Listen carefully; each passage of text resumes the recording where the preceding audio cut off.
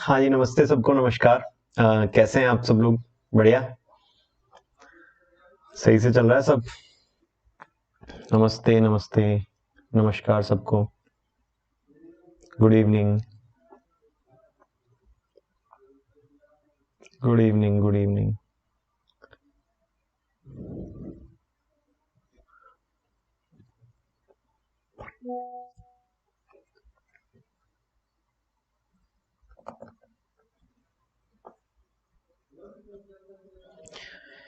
चलिए जी, शुरू करते हैं। मेनली हमारा जो टॉपिक है उससे रिलेटेड बातचीत शुरुआत करते हैं, और जो हमने लास्ट क्लास में एक बार डिस्कस कर लिया था वो भी मैं एक बार याद दिला देता हूँ। सिंपली हमारे पास में जो है इन्वेंट्री वैल्यूएशन का टॉपिक हम कर रहे थे। इन्वेंट्रीज को रिवाइज करने की कुछ कोशिश हमारी जारी थी, तो उसी कोशिश को हम आगे बढ़ाते हैं और आज अच्छे से क्वेश्चंस करके चलेंगे।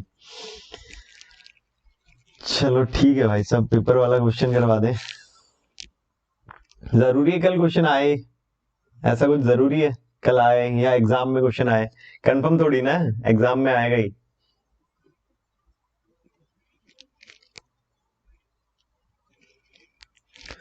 चले मेनली क्वेश्चंस पे डिस्कशन करेंगे, लेकिन एक छोटा सा रिकैप जो कि 5 मिनट का होगा हमारा। टोटली मैं याद दिला दूं तो भैया दो टाइप की इंडस्ट्रीज होती हैं जिनके लिए हम इन्वेंट्री की वैल्यूएशन यहाँ पे करते हैं। एक मैन्युफैक्चरिंग होती है और एक ट्रेडिंग इंडस्ट्री होती है। ठीक है, ओके ओके, हेलो नमस्ते सबको। चलिए, मैन्युफैक्चरिंग कंसर्न जो होती है उनका काम क्या होता है? रॉ मटेरियल, डब्ल्यूआईपी और फिनिश गुड्स, तीन टाइप की इन्वेंट्री को वैल्यू करना। डब्ल्यूआईपी आप यहाँ पे नहीं पढ़ोगे, ये आपके लिए सी इंटर का पार्ट है।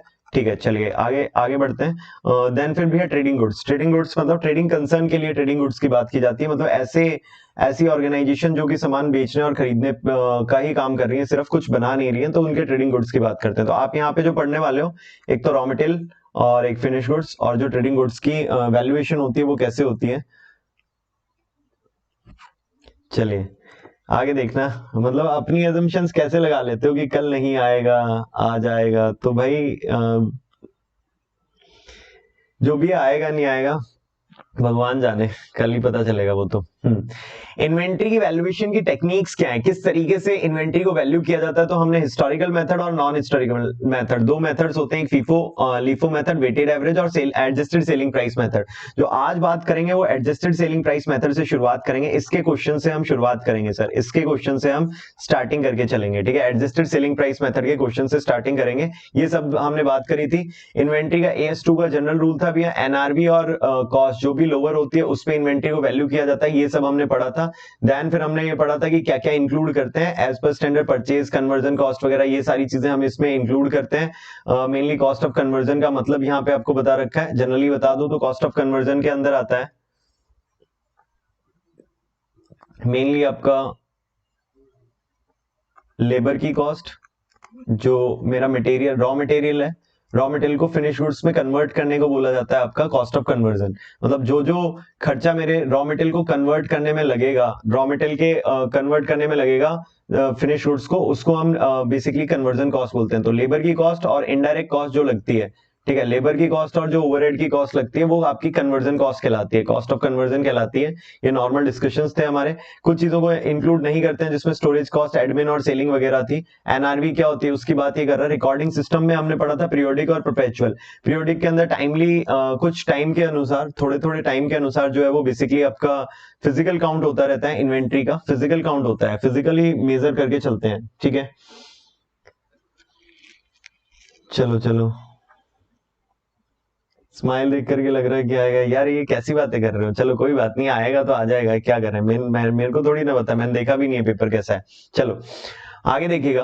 पीरियोडिक इन्वेंटरी सिस्टम के अंदर फिजिकल काउंट किया जाता है और टाइम टू टाइम होता है। मतलब ऐसा नहीं है कि भैया कभी भी मन किया तो फिजिकल काउंट कर लोगे, या तो क्वार्टरली होगा या फिर सेमी एनुअली होगा या फिर ईयर में एक बार होगा, साल में एक बार होगा। चलो, then perpetual inventory system, physical count तो होगा ही होगा, लेकिन एक रिकॉर्ड मेंटेन किया जाएगा, चाहे फिर वो बिन कार्ड के थ्रू हो, या तो बिन कार्ड के थ्रू रिकॉर्ड मेंटेन हो रहा हो, या फिर आपका अगर मैं बात करूं तो स्टोर लेजर अकाउंट, जो लिफो फिफो के अंदर आप बनाते हो स्टोर लेजर अकाउंट, उसके थ्रू मेंटेन हो रहा हो। तो इन दोनों में से कोई भी हो सकता है, या तो बिन कार्ड हो सकता है या फिर आपका स्टोर लेजर अकाउंट हो सकता है। ये मेनली हमारे तरीके रहते हैं।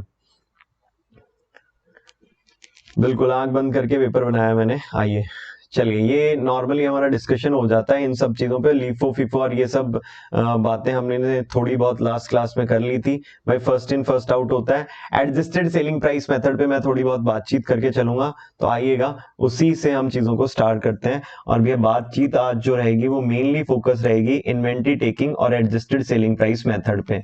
इन्वेंट्री टेकिंग के क्वेश्चंस और एडजस्टेड सेलिंग प्राइस मेथड के क्वेश्चन, आइए इनके क्वेश्चंस को ही मेनली हमने टारगेट बना लेना है।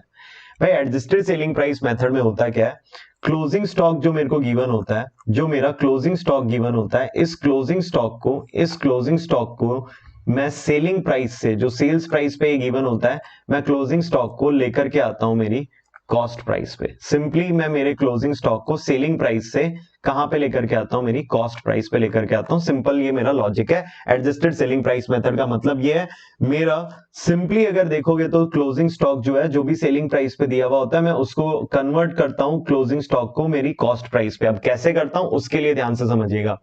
इसके लिए सबसे पहले मैं टोटल परचेज कॉस्ट निकाल लेता हूं गुड्स की। टोटल परचेज कॉस्ट कैसे निकलती है सर, जो भी मैंने गुड्स खरीदे हैं उसकी परचेज प्राइस, जो भी मेरी परचेज प्राइस है, उस परचेज प्राइस में मैं मेनली ऐड कर देता हूं मेरे डायरेक्ट एक्सपेंसेस। जो भी डायरेक्ट एक्सपेंसेस मेरे लगे हुए होते हैं वो सारे डायरेक्ट एक्सपेंसेस मैं ऐड कर देता हूं।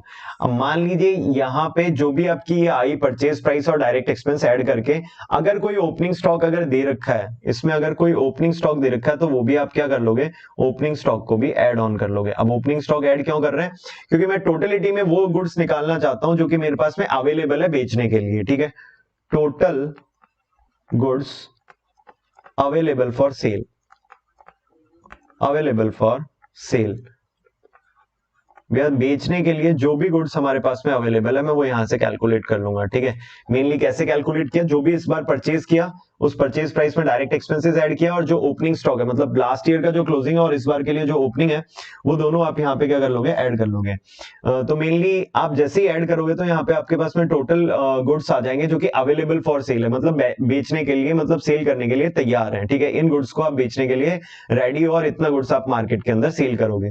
तो भैया यहाँ पे ये जो वैल्यू निकल करके आ गई, गुड्स अवेलेबल फॉर सेल निकल करके आ गई, ये मेरे पास में आई है टोटल कॉस्ट आ गई, मतलब जितना मैंने पैसा पे किया है गुड्स को खरीदने के अंदर। ठीक है ना, गुड्स को खरीदने के अंदर जितना पैसा मैंने पे किया है, जो कि मेरे ओपनिंग स्टॉक में है, और जो मेरा इस साल की परचेजेस है, वो मेरे पास में यहाँ पे टोटलिटी में आ गई।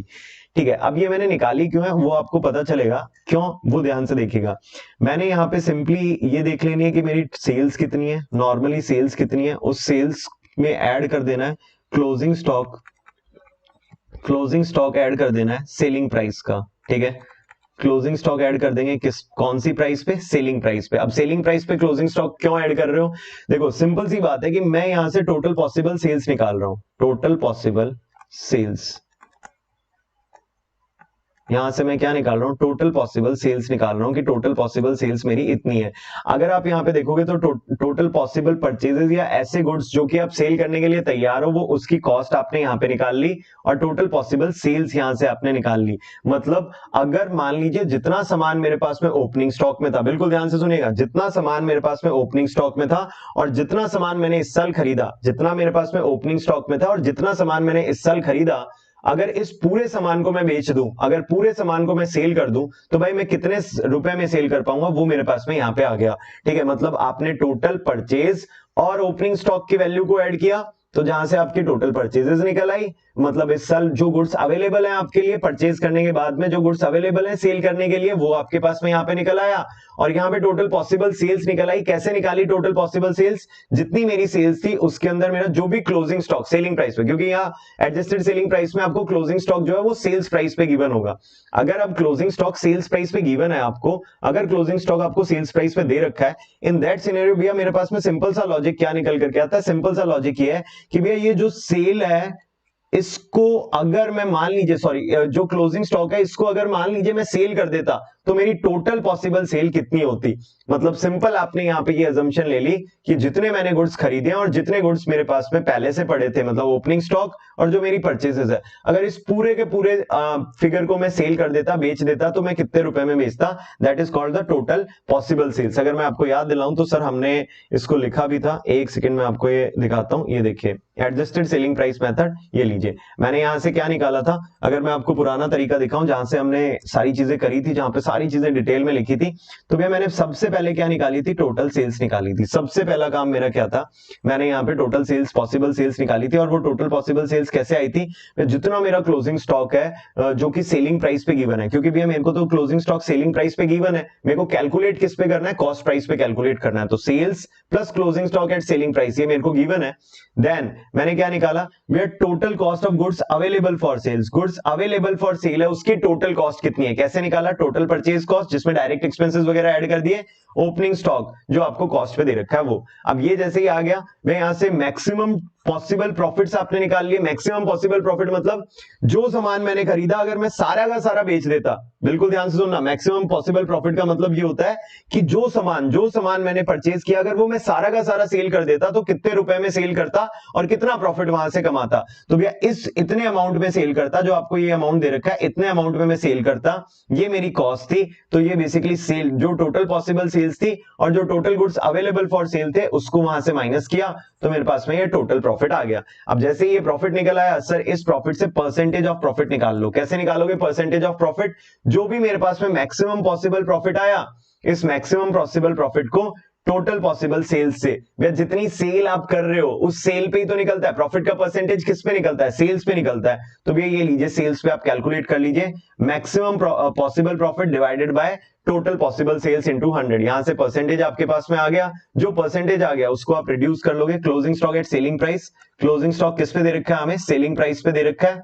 इस सेलिंग प्राइस के क्लोजिंग स्टॉक में से जो भी प्रॉफिट का परसेंटेज आया वो आप माइनस कर दोगे। ऊपर जो भी प्रॉफिट परसेंटेज आप यहाँ पे देख रहे हो, जो भी परसेंटेज ऑफ प्रॉफिट आपके पास में निकल करके आया उससे क्या कर लोगे? माइनस कर लोगे। ये closing stock at selling price into percentage of profit, profit आ गया, प्रॉफिट माइनस कर लोगे तो कॉस्ट ऑफ क्लोजिंग स्टॉक आपके पास में यहाँ पे आ जाएगी।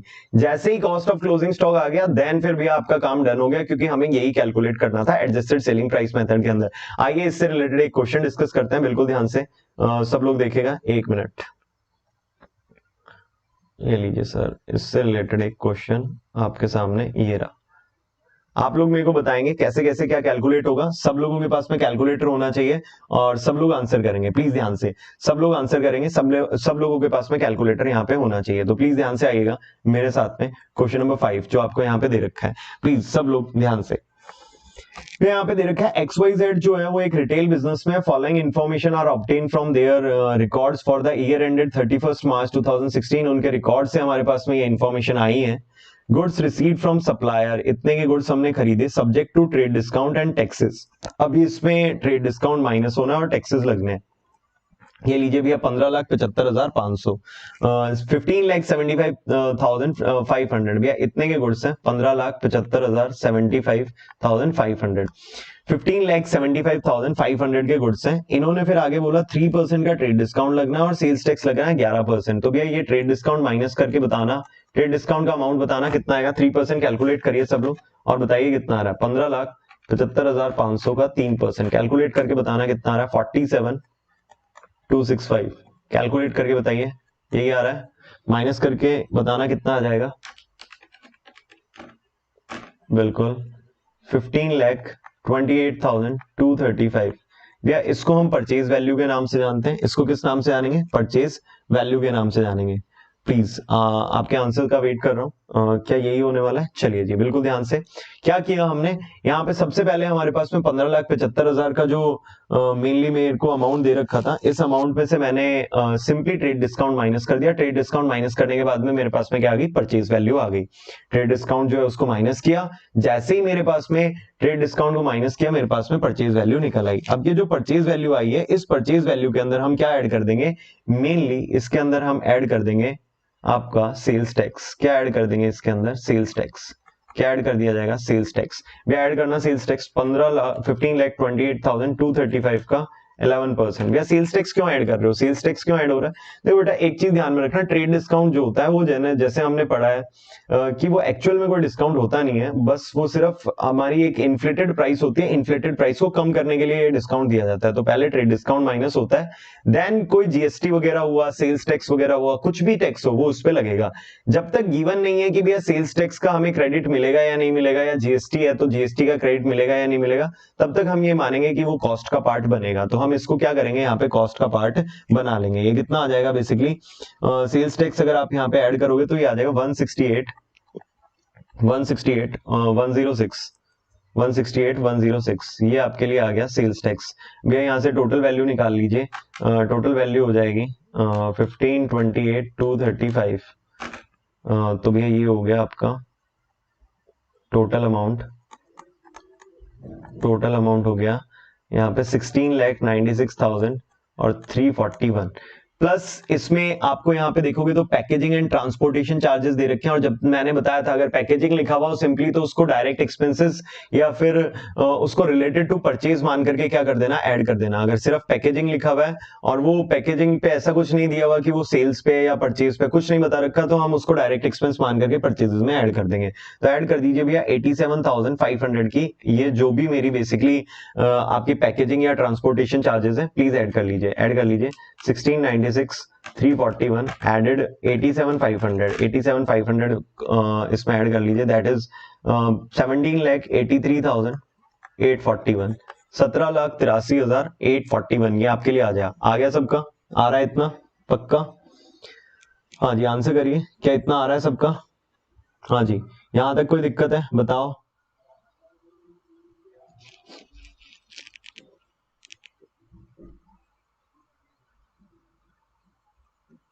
हाँ जी, यहां से रिलेटेड कोई दिक्कत, कोई इशू, कोई गिला, कोई शिकवा यहां तक किसी को? बोलिए, आगे बढ़ता हूं। चले आगे? पक्का? I think done. Okay done.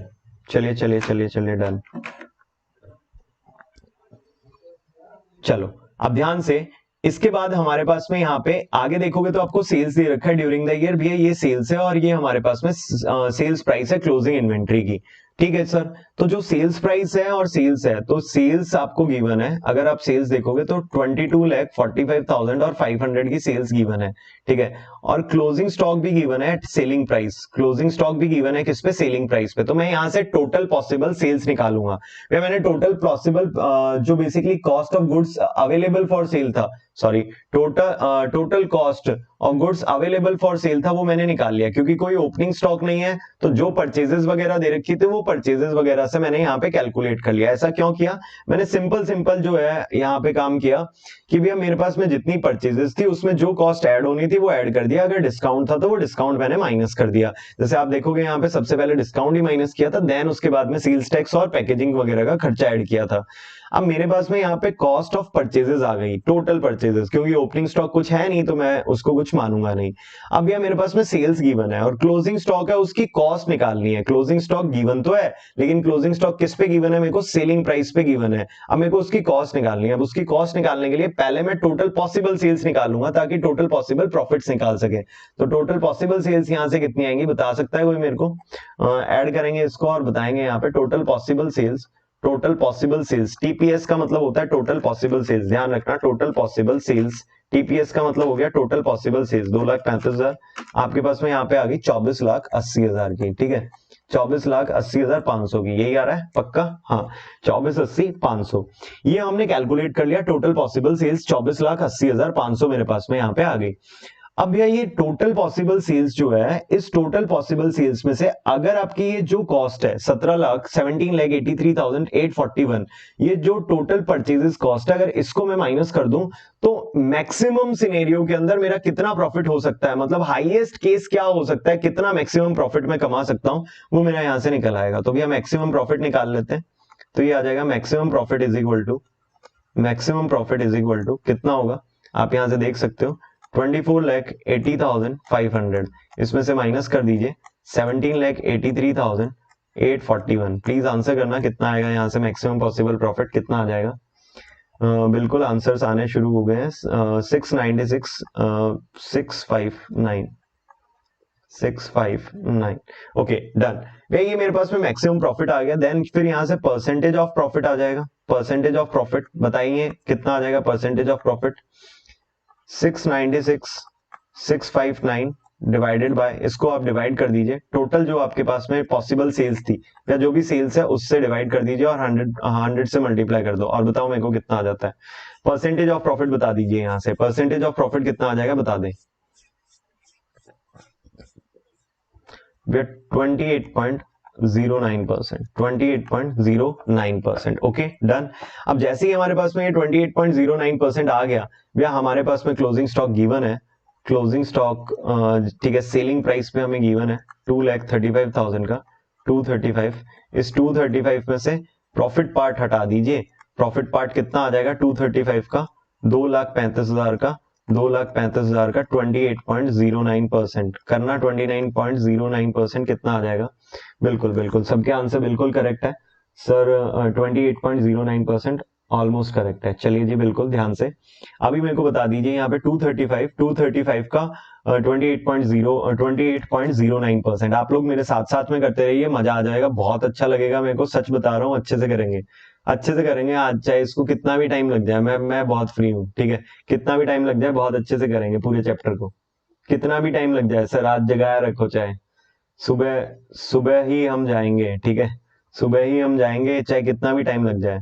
66,012 रुपए ये लीजिए, माइनस कर दीजिए, क्लोजिंग स्टॉक आ जाएगा एट कॉस्ट प्राइस। आज मैं नहीं थकने वाला, आप ही थकोगे, देखते हैं। 235 में से माइनस करो ना नालायकों, बताओ कितना आ रहा है। ये लीजिए, ये आ जाएगा 168,988। ये लो, ओके डन डन। कोई दिक्कत बोलिए, कोई प्रॉब्लम यहां तक इस क्वेश्चन में? पक्का कर दोगे? एग्जाम में आया तो कर दोगे, टेस्ट में आया तो भी कर दोगे?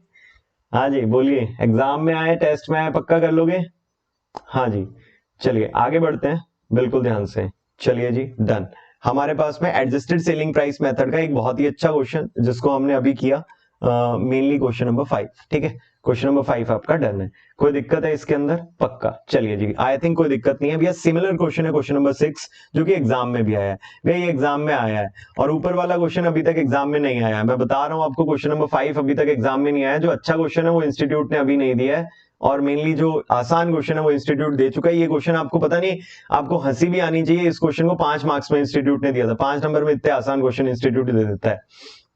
चलिए जी एक क्वेश्चन करते हैं, क्वेश्चन नंबर 7 अब नॉर्मल आइटम्स वाला, ठीक है ना। क्वेश्चन करते हैं अब नॉर्मल आइटम्स वाला भैया। अब नॉर्मल आइटम्स का सर मैं कॉन्सेप्ट थोड़ा सा बता देता हूं।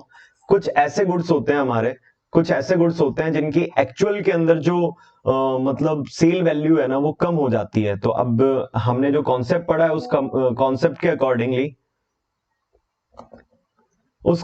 अकॉर्डिंगली होता क्या है कि मेनली जो भी हमारे गुड्स होते हैं ना वो कॉस्ट और मार्केट प्राइस या एनआरवी जो भी लोअर होते हैं उस पे वैल्यू किए जाते हैं, ठीक है ना।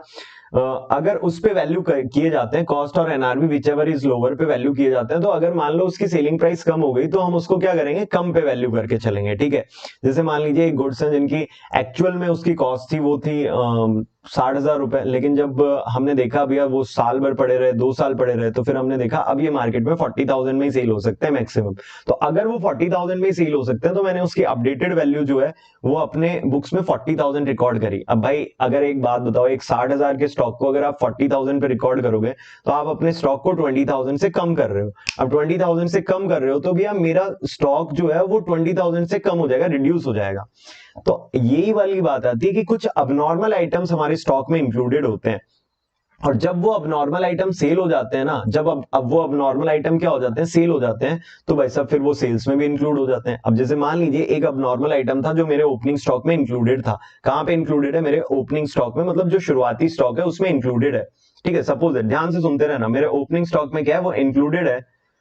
अब वो जो इंक्लूडेड है ओपनिंग स्टॉक के अंदर, मान लो वो इस साल सेल भी हो गया, मतलब उसको हमने सेल भी कर दिया, बेच दिया।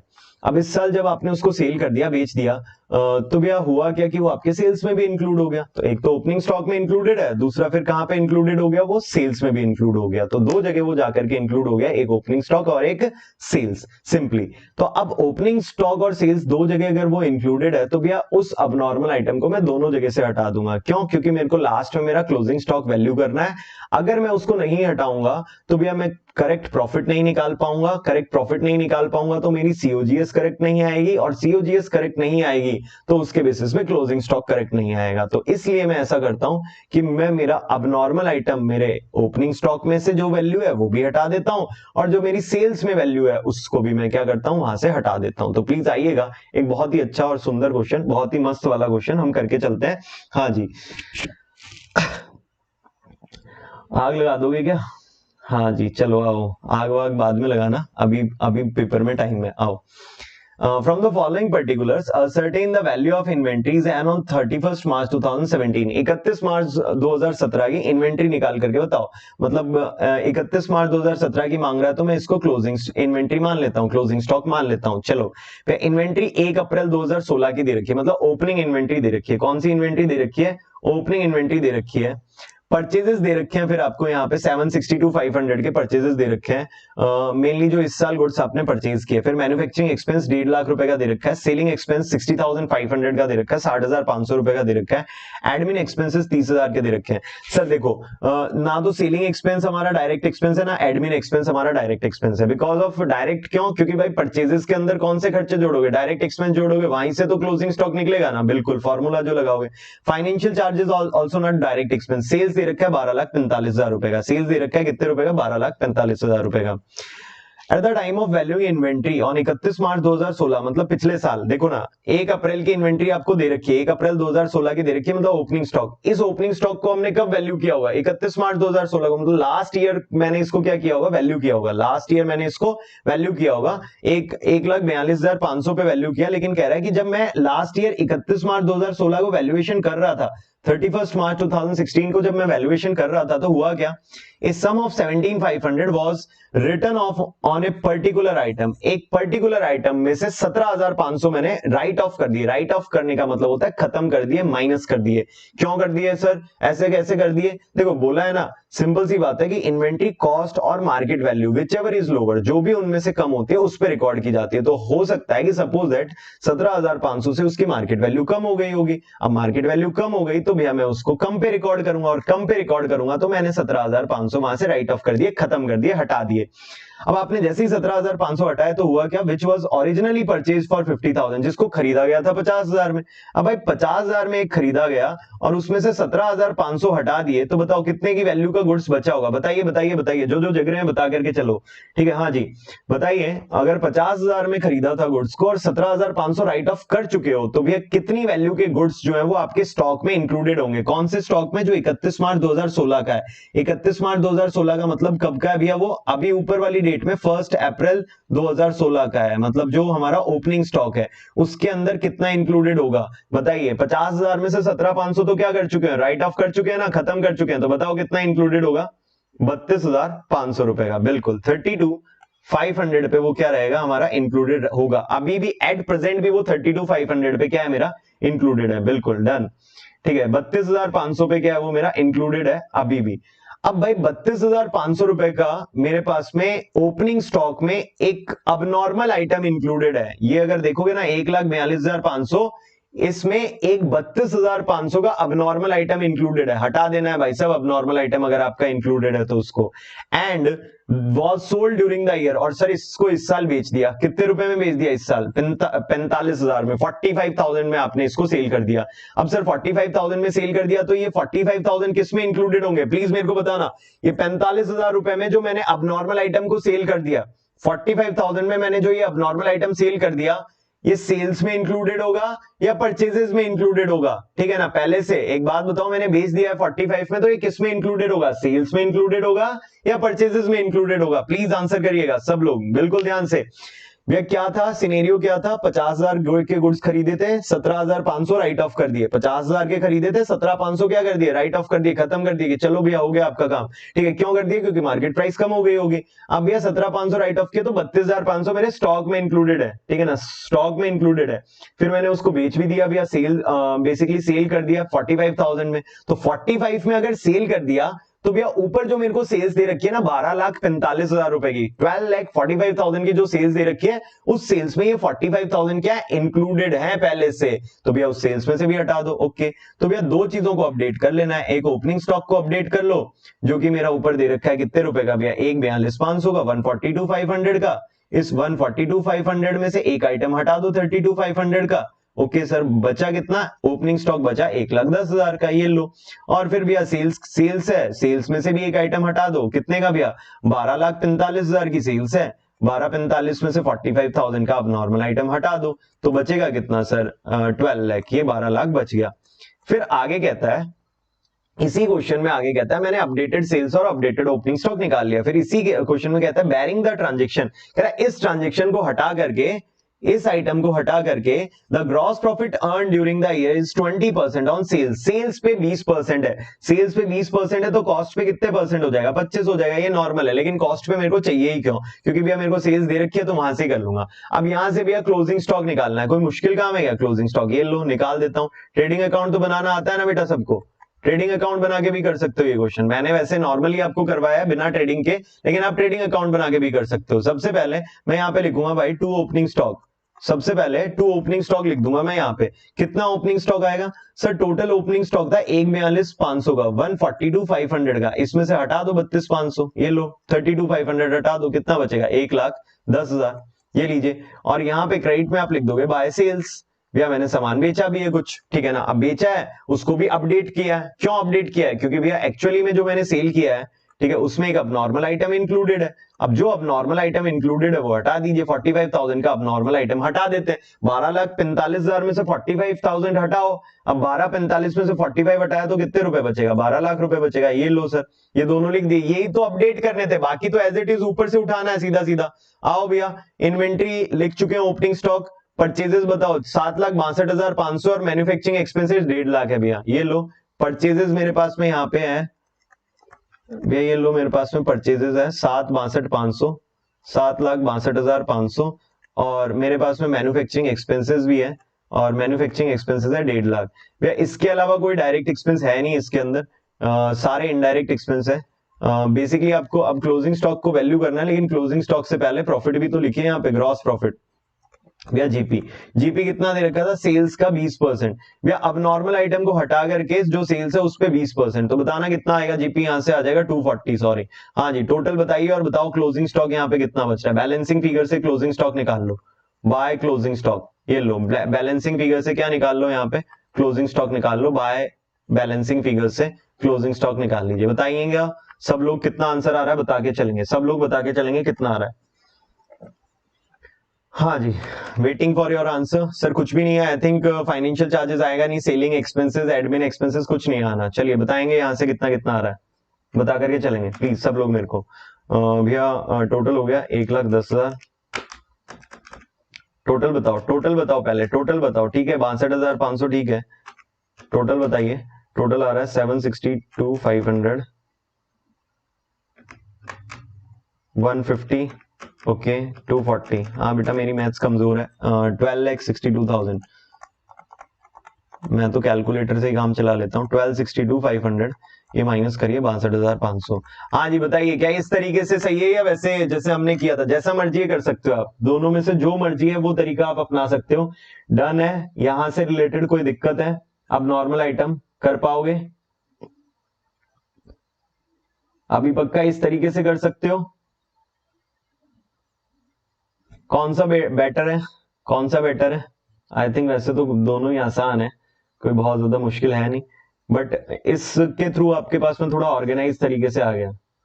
रैबिट साइड का 62,500 आ गया और इधर का भी इतना ही आ जाएगा। ओके ओके डन है सर, सामने देखिए और बताइए। डन है, कोई दिक्कत है?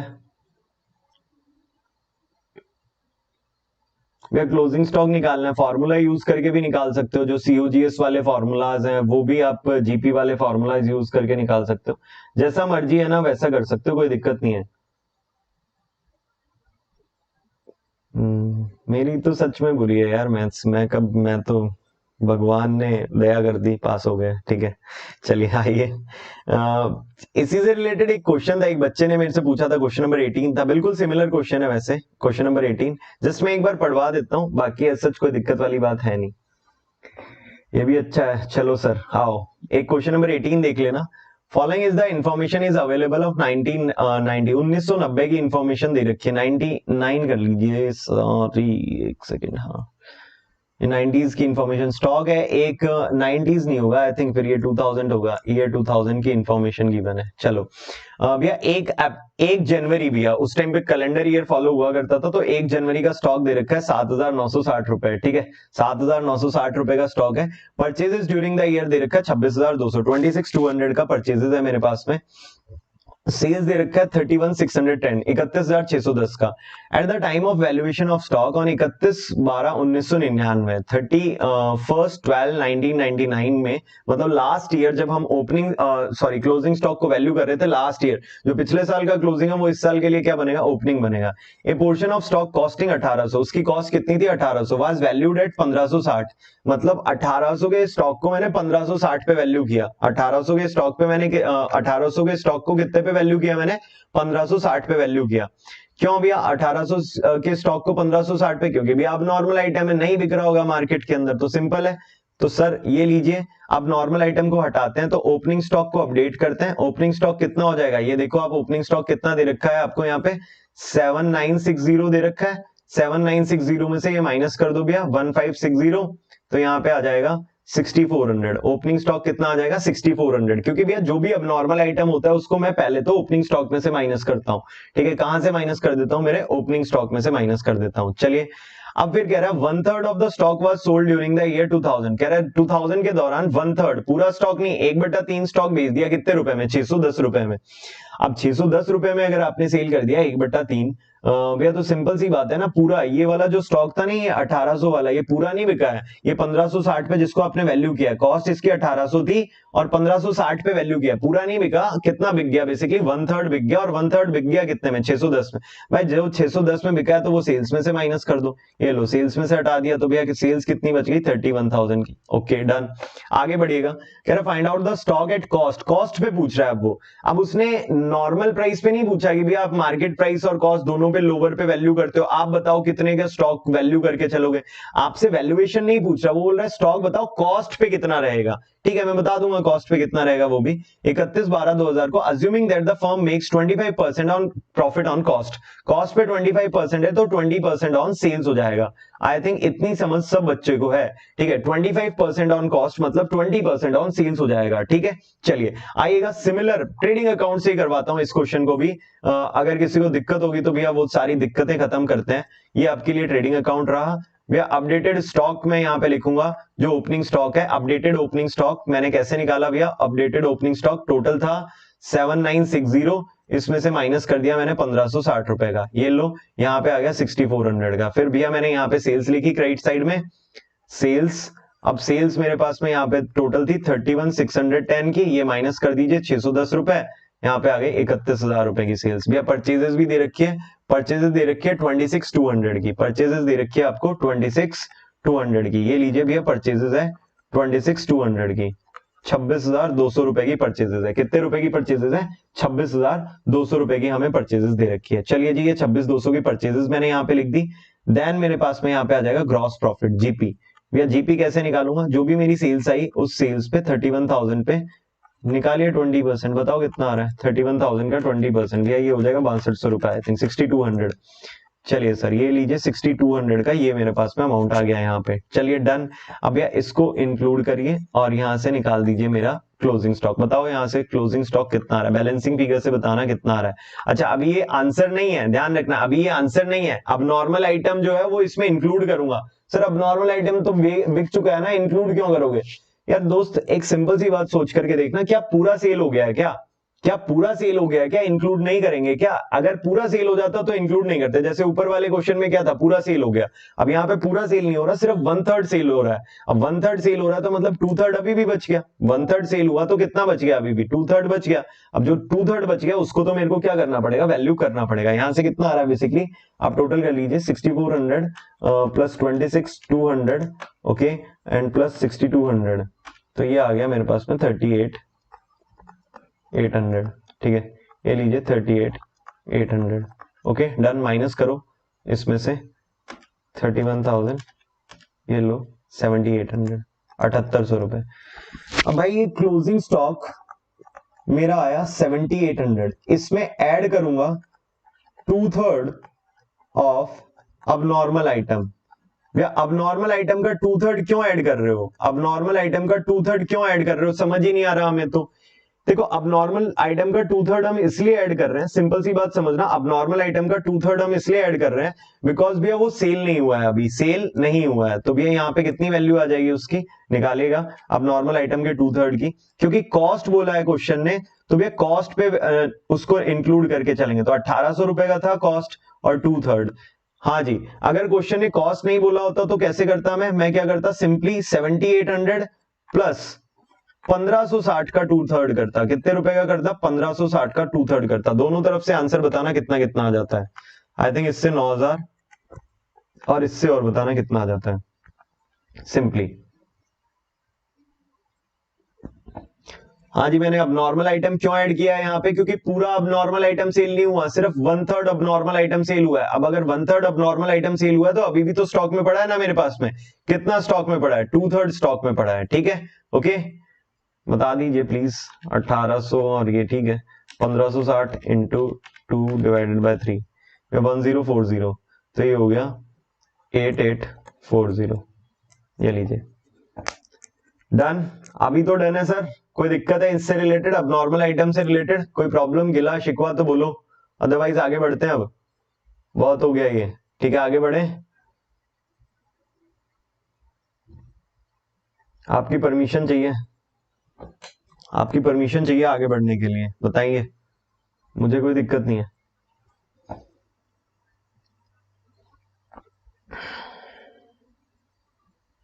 चलो जी आइएगा, नॉर्मली हमारा ये टॉपिक डन है, इन्वेंटरी टेकिंग के टॉपिक को अब स्टार्ट करते हैं, कुछ 3-4 क्वेश्चंस उसके डिस्कस करते हैं और देन फिर भैया आप लोग कल के पेपर के लिए प्रिपेयर होइए, कल के टेस्ट के लिए प्रिपेयर हो सकते हो और देन फिर अपने आगे के एग्जाम के लिए प्रिपेयर हो सकते हो। लेकिन मैं ये चाहता हूं कि आज भैया इस इन्वेंट्री की कहानी खत्म हमें कर देनी है, मतलब तुम दोबारा से किसी बच्चे का ये मेरे पास में नहीं आना चाहिए कि इन्वेंट्री जो है वो कैसे पढ़े, भाई इन्वेंट्री है मतलब खत्म है सर, आज खत्म है मतलब आज खत्म है, दोबारा मेरे को एग्जाम से एक दिन पहले जरूर देखना है और फिर उसको दोबारा देखने की जरूरत ना पड़े। तो चलिए जी प्लीज ध्यान से, क्वेश्चन नंबर 9 एक आपके सामने यहाँ रहा, इन्वेंट्री टेकिंग का कॉन्सेप्ट। इन्वेंट्री टेकिंग के कॉन्सेप्ट पे जाने से पहले सिंपल सा मैं एक डिस्कस कर लेता हूं, एक पॉइंट डिस्कस कर लेता हूं कि भैया एक फॉरवर्ड मेथड होता है और एक बैकवर्ड मेथड होता है। फॉरवर्ड मेथड का मतलब ये होता है कि सिंपल सा है कि मेरे को आपका सिंपली मेरे पास में जो इन्वेंट्री दे रखा है वो 31 मार्च से पहले का दे रखा है, मतलब क्लोजिंग ऑफ द ईयर, मतलब जब ईयर क्लोज हो रहा है उससे पहले का मेरे को इन्वेंट्री दे रखा है।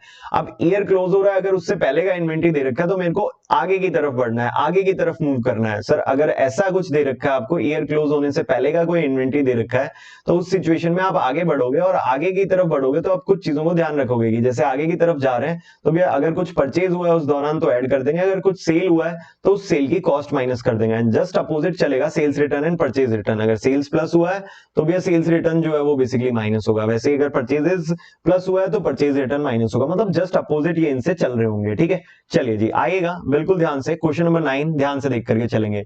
Inventory taking for the year ended 31 March 2016 was completed by 10th अप्रैल 2016। कब कंप्लीट हुई? 10 अप्रैल 2016 को कंप्लीट हुई। The valuation of which showed a inventory figure of rupees 16,75,000 at a cost on the completion date. और भैया इस दिन 10 अप्रैल 2016 को 10 अप्रैल 2016 को मेरे को एक इन्वेंट्री दे रखी थी कितने रुपए की, कितने की कॉस्ट पे? 16,75,000 की कॉस्ट पे मेरे को इन्वेंट्री दे रखी है इस दिन। ओके जी डन, आगे बढ़ते हैं। After the end of the accounting year, और जब अकाउंटिंग ईयर खत्म हुआ 10 अप्रैल की आई है भाई, 10 अप्रैल से अगर मेरे को पीछे चलना है 31 मार्च जाना है, ध्यान रखना, मतलब कौन सा मेथड लगाना है? बैकवर्ड मेथड लगाना है। ठीक है, फॉरवर्ड नहीं लगेगा इस केस में, क्या लगेगा आपका? बैकवर्ड मेथड लगेगा बिल्कुल। तो भैया 16,75,000 की मेरे को क्या दे रखी है? वैल्यू दे रखी है। इन्वेंट्री का फिगर अमाउंट दे रखा है 10th ऑफ अप्रैल का। मेरे को पीछे चलना है, कब जाना है? 31 मार्च की कैलकुलेशन करनी है। After the end of accounting year and till the date of completion of inventory taking, sales for the next year के अंदर हमने सेल्स करी वर 68,750। सेल जो हुई है वो 68,750 की हुई है। भैया मेरे को पीछे आना है। अब ये जो सेल हुई है वो कब से कब तक हुई है? 31 मार्च से 10 अप्रैल के बीच में हुई है। कब से कब तक हुई है? 31 मार्च से 10 अप्रैल। एक्चुअली में सेल होने से ये स्टॉक मेरे पास से चला गया होगा, मेरे गुड्स ये कम हो गए होंगे, लेकिन 31 मार्च को तो ये गुड्स मेरे गोडाउन में थे ना, ये 31 मार्च को तो ये गुड्स मेरे पास में थे। आज 10 अप्रैल को ये नहीं है, मेरे पास से चले गए हैं, लेकिन 31 मार्च को तो थे ना। बिल्कुल थे सर। तो जो सेल्स है बैकवर्ड मेथड में उस सेल्स की कॉस्ट को ऐड किया जाता है, क्योंकि भैया 31 मार्च तक वो मेरे पास में थे। प्रॉफिट मार्जिन अगर आप देखोगे तो 33% ऑन कॉस्ट दे रखा है, कॉस्ट पे 33% है तो सेल्स पे 25% हो जाएगा। आगे बढ़ते हैं। कह रहा purchases for the next year included in the inventory amounted to 90,000 at cost less trade discount 10%। Trade discount 10% मतलब 81,000 की परचेज करिए।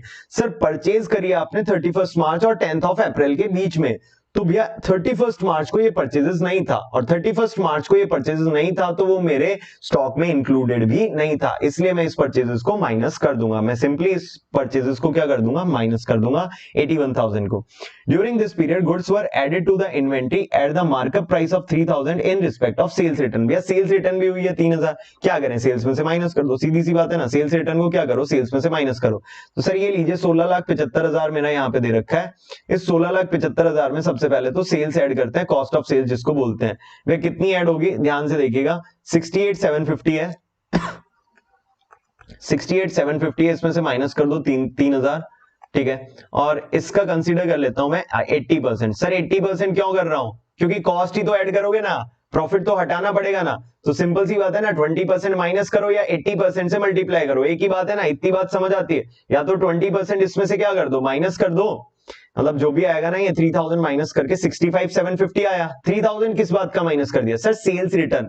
सेल्स रिटर्न को सेल्स से एडजस्ट कर लिया ना, तो आसान रहेगा मेरे लिए कैलकुलेशन करना। अदरवाइज उसको अलग से दोबारा से कंसीडर करना पड़ता। तो सीधा सीधा मैंने सेल्स रिटर्न को सेल्स में से क्या कर दिया? माइनस कर दिया। अब जो वैल्यू बचेगा उसका 80% कंसीडर कर लो। अब 80% क्यों कंसीडर कर रहा हूं?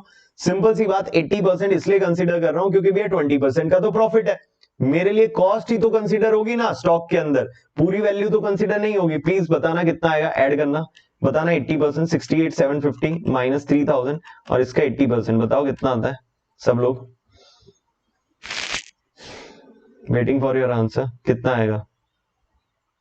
सॉरी 80 नहीं, सॉरी 80 नहीं। ओके बच्चे ने अपडेट किया, 75% सर। अगर आप यहां पे देखोगे 80 नहीं सर, 33% ऑफ कॉस्ट है। कॉस्ट का 33% है, तो सेल्स का कितना हो गया? 25% हो गया। Okay okay sorry, okay done. Sales का कितना हो गया? 25% हो गया, तो 75% आएगा ये। ओके प्लीज ध्यान से। सिंपली प्रॉफिट सेलिंग प्राइस जैसे मान लीजिए 100 रुपीज है और प्रॉफिट जो है वो उसका 25% है, तो भैया कॉस्ट कितनी होगी? 75% होगी। मैं ये इस तरीके से बता रहा था, मैंने प्रॉफिट परसेंटेज गलत उठा लिया था, 20% उठा लिया था, वो मेरी मिस्टेक थी। अभी उसको अपडेट कर लूंगा। वो मैंने 20% उठा लिया था, 75% लेंगे हम, बिल्कुल एग्जैक्टली। ठीक है 75% लेंगे। चलिए डन। हाँ जी, 68,750 माइनस 3,000 इंटू 75% कितना आ जाता है? 49,313 313 49,313 तो ये लीजिए भैया 49,313 मैंने यहाँ पे ऐड कर लिया। देन भैया 90,000 की जो परचेजेस थी वो परचेजेस माइनस कर दो। ये लो परचेज यहाँ से हम क्या कर देते हैं, माइनस कर देते हैं। आइएगा सर परचेज बताइएगा कितना है मेरा टोटल। 81,000 की परचेजेस हटा दो, यहाँ से माइनस कर दो 81,000 की परचेजेस। ठीक है 81,000 की परचेजेस को क्या कर दीजिए, माइनस कर दीजिए। 81 कैसे आया वो तो पता है ना, हाँ जी 81 कैसे है वो तो पता है। सिंपली भैया 90,000 में से 10% हटा दिया। 81 निकालने के लिए क्या किया मैंने, 90,000 में से 10% हटा दिया। Okay done. आगे देखना बिल्कुल ध्यान से, अब आगे आ जाइए। After the inventory taking, it was found that there were certain very slow moving item costing 11,250। कह रहे कि कुछ बहुत ही स्लो मूविंग आइटम थे जिनकी कॉस्ट कितनी थी, 11,250 रुपए। वे कॉस्ट थी 11,250। स्लो मूविंग है मतलब जा ही नहीं रहे हैं भाई, सेल हो ही नहीं रहे हैं, बिक ही नहीं रहे हैं। अब जब सेल हो ही नहीं रहे हैं, बिक ही नहीं रहे हैं, मतलब आपके कॉस्ट में वो जो है इंक्लूडेड है भाई साहब। अब एक बात बताओ, जो आइटम सेल नहीं हो रहा है तो उसकी मार्केट प्राइस क्या हो गई, ऑटोमेटिकली कम हो गई है, मार्केट प्राइस कम है। तो अगर आप यहाँ पे देखोगे तो 11,250 का ये जो स्लो मूविंग आइटम है, इसको हम चाहते हैं कि 5,250 पे वैल्यू करें। कितने पे वैल्यू करें, 5,250 पे। तो भाई 11,250 की चीज को अगर आप 5,250 पे दिखाओगे, प्लीज सब लोग आंसर करिएगा, 11,250 की चीज को अगर आप 5,250 पे दिखाओगे तो कितने रुपए से आप उसको कम कर रहे हो, कितने रुपए से कम कर रहे हो, मतलब यहाँ पे स्टॉक जो है वो कितने रुपए से रिड्यूस हो रहा है। तो भैया 11,250 जो था, 11,250 जो था वो मेरा वैल्यू हो रहा है 5,250 पे। तो माइनस कर दीजिए 5,250। तो बताओ कितने रुपीस का मेरी जो वैल्यू है यहाँ से कम हो रही है, कितने रुपीस से मेरी यहाँ पे वैल्यू कम हो रही है, प्लीज आंसर इट। स्टॉक की वैल्यू कितने रुपए से कम हो रही है, 6,000। बिल्कुल स्लो मूविंग आइटम है sir, 6,000 slow moving, slow move हो रहा है तो 6,000 हटाओ। ये लो बात खत्म करो सर, 6,000 माइनस कर दिए, बात खत्म। सिंपल ही तो है, कोई मुश्किल काम थोड़ी ना कर रहे हैं यार, सीधा सीधा सा काम है, कोई बहुत बड़ी दिक्कत वाली बात थोड़ी ना है इसके अंदर। आगे बढ़ जाओ, ठीक है धीरे धीरे आगे चलो। कह रहे due to heavy flood certain goods costing 15,500 were received from the supplier beyond the delivery date of customer. कह रहा है कि हैवी फ्लड के कारण 15,500 के गुड्स मुझे लेट मिले। अब भाई लेट मिले तो भाई कस्टमर एक्सेप्ट नहीं करेगा, अब वो कस्टमर एक्सेप्ट नहीं करेगा तो किसी और को बेचना पड़ेगा। अब किसी और को अगर बेचोगे तो जरूरी नहीं है कि भैया जो हम चाहते हैं वो प्राइस हमें मिल जाए। अगर किसी और को हम सेल करने जाएंगे तो इट्स नॉट नेसेसरी कि जो हम चाह रहे हैं वही प्राइस हमें मिल जाए। हो सकता है कि भाई वो उतना पैसा ना दे आपको। तो अगर यहाँ पे आप किसी और को सेल करते हो तो भैया आपको उस केस में क्या हो सकता है, नुकसान हो सकता है। अब नुकसान होता है नहीं होता वो आगे पढ़ करके पता चलेगा, तो प्लीज ध्यान से देखिएगा। As a result the customer refuse to take delivery. और भैया यही हुआ, कस्टमर ने मना कर दिया, क्योंकि भैया ऑब्वियस सी बात है लेट आए हैं goods. And net realisable value of the goods was estimated at ₹12,500 on 31 मार्च।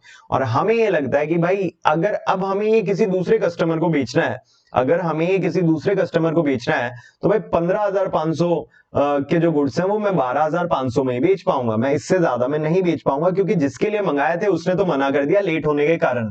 तो भी अब जिसको मेरे को ये सेल करना पड़ेगा मैं उसको सिर्फ 12,500 में ही सेल कर पाऊंगा।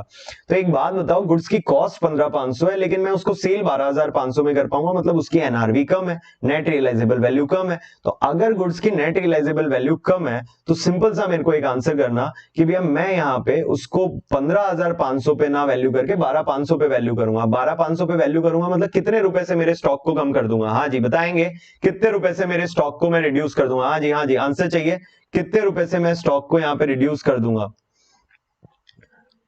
Refused by customer, refused by customer, भैया कस्टमर ने क्या कर दिया, रिफ्यूज कर दिया। कितने रुपए से कम कर देंगे सर, आंसर करिए।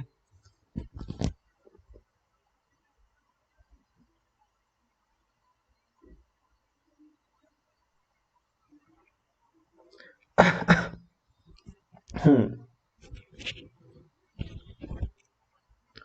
3,000 ये लो। और भी अपडेटेड अमाउंट बताओ कितना आ रहा है, प्लीज अपडेटेड अमाउंट बताओ यहाँ पे कितना आ रहा है। 16,75,000, 16,75,000 प्लस 49,313। अपडेटेड अमाउंट बताइए इन्वेंट्री का कितना आ रहा है सब लोग यहाँ से। बिल्कुल 3,000 सबका ठीक है, डन 3,000 ठीक है, लेकिन अपडेटेड अमाउंट बताइए यहाँ पे। 81,000 माइनस कर लीजिए, 6,000 माइनस कर लीजिए, 3,000 माइनस कर लीजिए, कितना आ रहा है बताएंगे। 16,34,313 यही आ रहा है, हाँ जी यही है। बताएं amount, is it correct, please बताएं। बिल्कुल दोस्त।